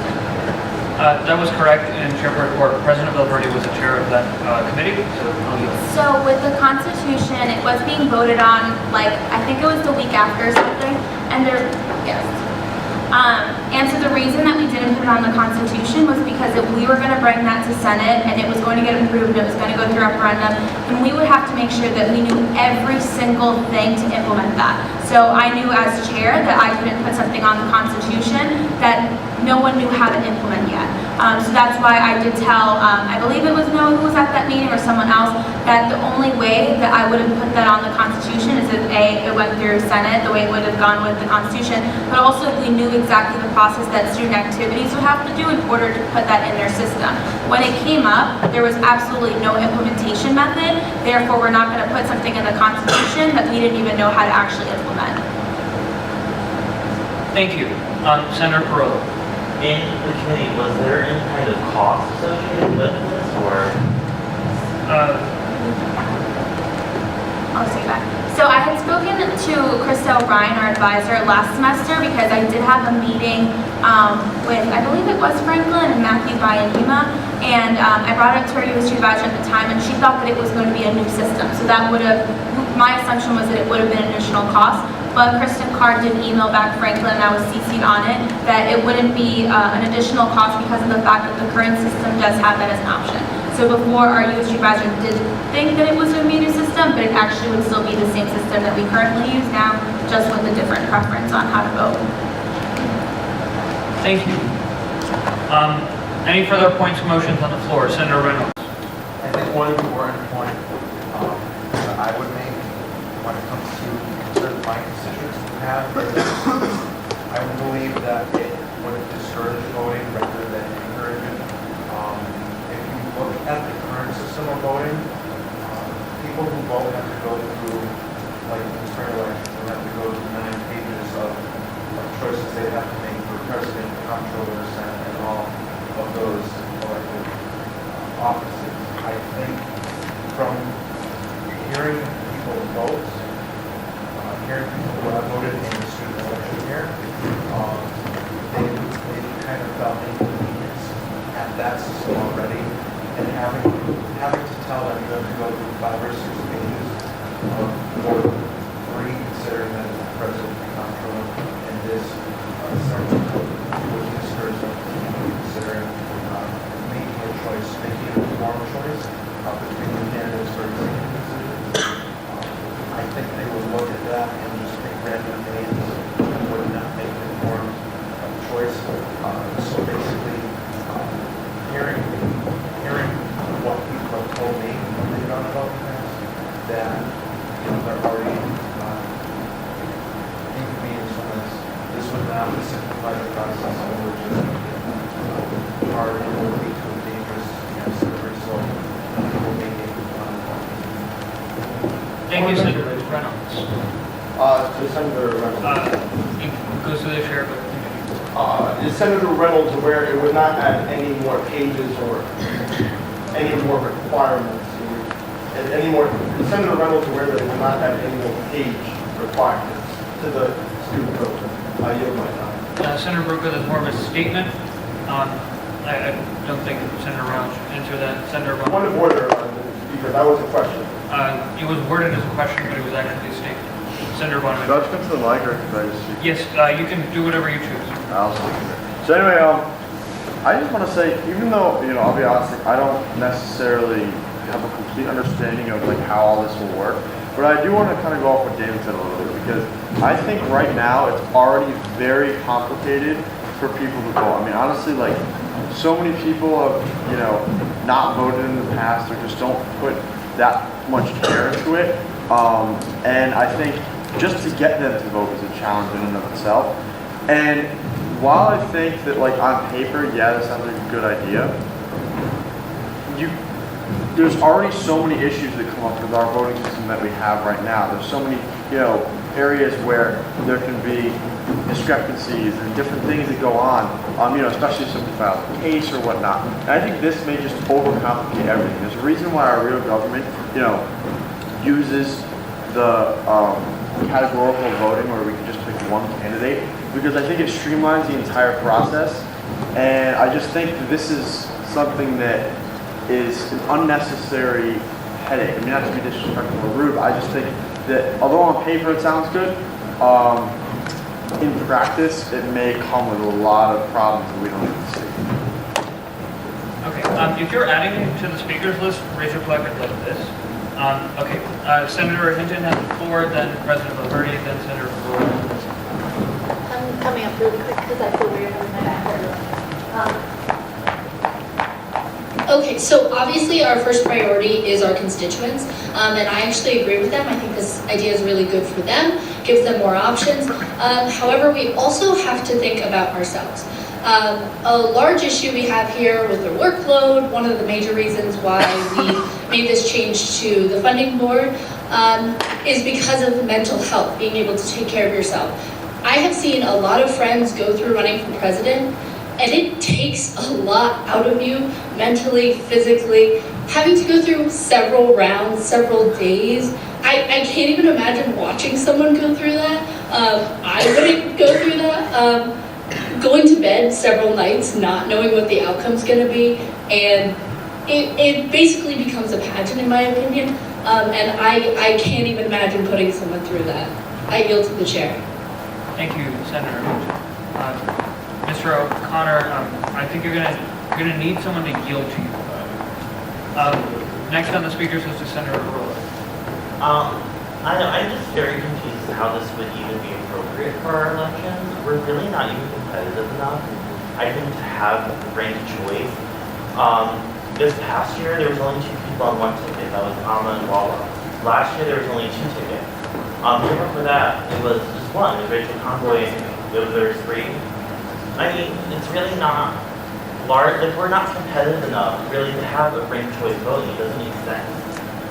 Additionally, with constituencies like CLAS, there is some aspect of choice. There's 9 positions open this current election cycle and the past election cycle. And like my election cycle, there's only 9 people that ran. There were 9 positions open, so that was fine. This year, there were only 7 people that ran, and there were 9 positions open. But theoretically, if 13 people ran with 9 positions open, you can still choose which 9 people you want. So we already kind of have some aspect of choice. And I'm just confused too, like for our constituencies like the CLAS or engineering or what have you, would we have to rank every single person as like, this is what I want first, second, third, for the second position, first, second, third? Like, I feel like that's a logistic concern that we have to talk about if we were to ever implement it. I missed President Valverde on the speakers list.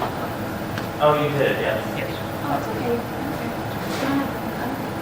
Do you want that? You can have it. You're on, Okay. first on the list. All right, so I'm like curious to continue learning more about this, but for me, I think that the priority of this organization should try and be to, get more people involved, try and get more people to run, try and get more people to vote. We typically do have really low voter turnout. We typically do not have that many people running for things. So I think really it's like an internal thing, and I don't know if adding this process at this time would be the best. I also think that this would be maybe something to consider in the next year. We are kind of in this limbo of like current constitution is going to be gone in 2.5, 3 weeks, and then the new constitution will be up. So I just recommend maybe bringing this up at another time, but really, really focusing on what we can do as an organization to fix our current problems and not add something else that I think almost everyone in this room is very confused by. So I give the chair. Thank you. Senator Murray, you are next on the speakers list. Okay, how many of you 4 are wanting to be on the speakers list? Okay, so we'll go to Senator Mima, then, okay, cool. And then Vice President Zazina, and he's That's okay. And then Senator Brewer. Thank you, Mr. Speaker. I'll come up here because I live for the microphone.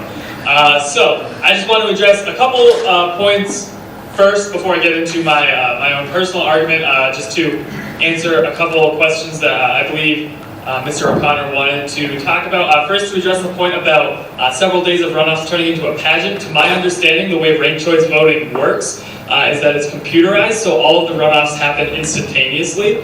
So votes would be calculated in the same amount of time, at least that's my understanding. In addition, with the concern about runoffs for senator seats, I believe the legislation only calls for this to be implemented for the president, vice president tickets and the comptroller tickets. There might be one or two, I don't know if it affects trustees or something, but I know it does not apply to senators because that was one of my first concerns. In general, with ranked choice voting, I'm a huge fan of the system as a whole. I think it would be great for most large bodies to adopt, including our country, states, that kind of thing. What I'm not convinced about yet, and the great opportunity we have tonight is that, especially since we no longer have quorum, a little birdie has informed me that we might table this later. I'm not bringing that motion up right now. But we have an opportunity to think about this, to have our questions answered over the next 2 weeks before it comes up to the next Senate. So the points I want to think about are, I don't think, for those people in the room that do understand ranked choice voting, at least relatively well, I don't think anyone will ever say that it's a bad system.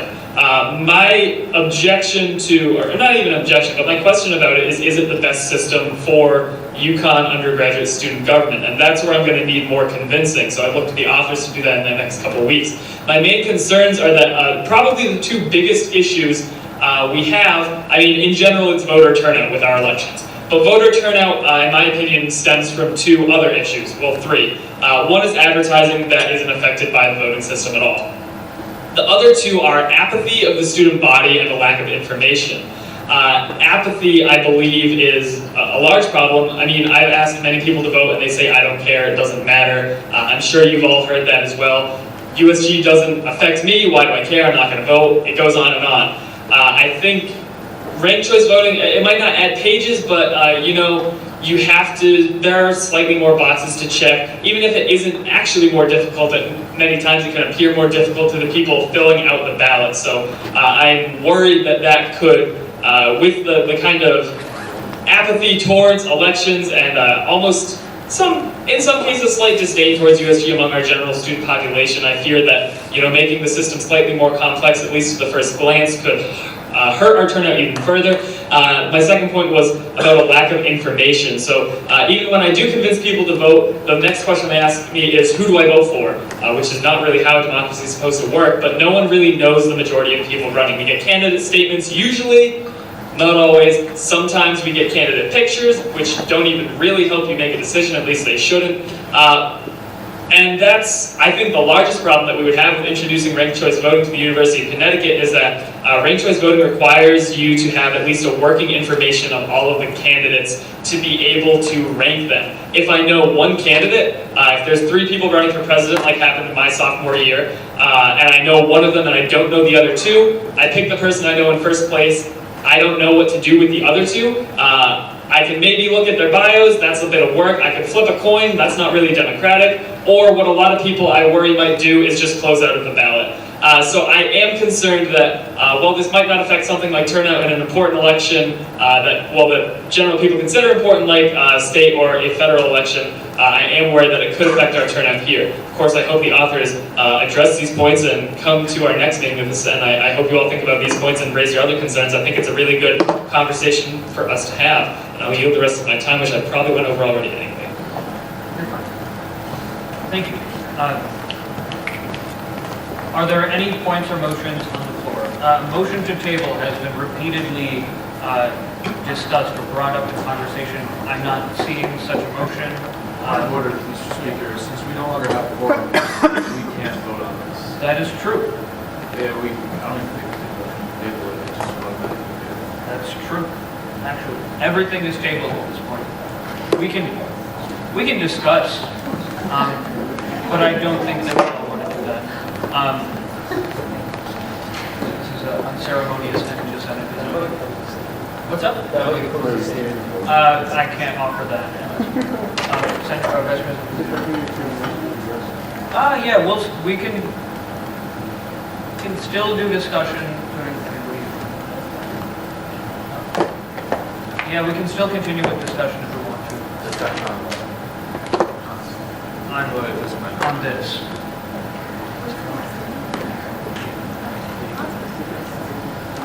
I'd much rather not review our forums and say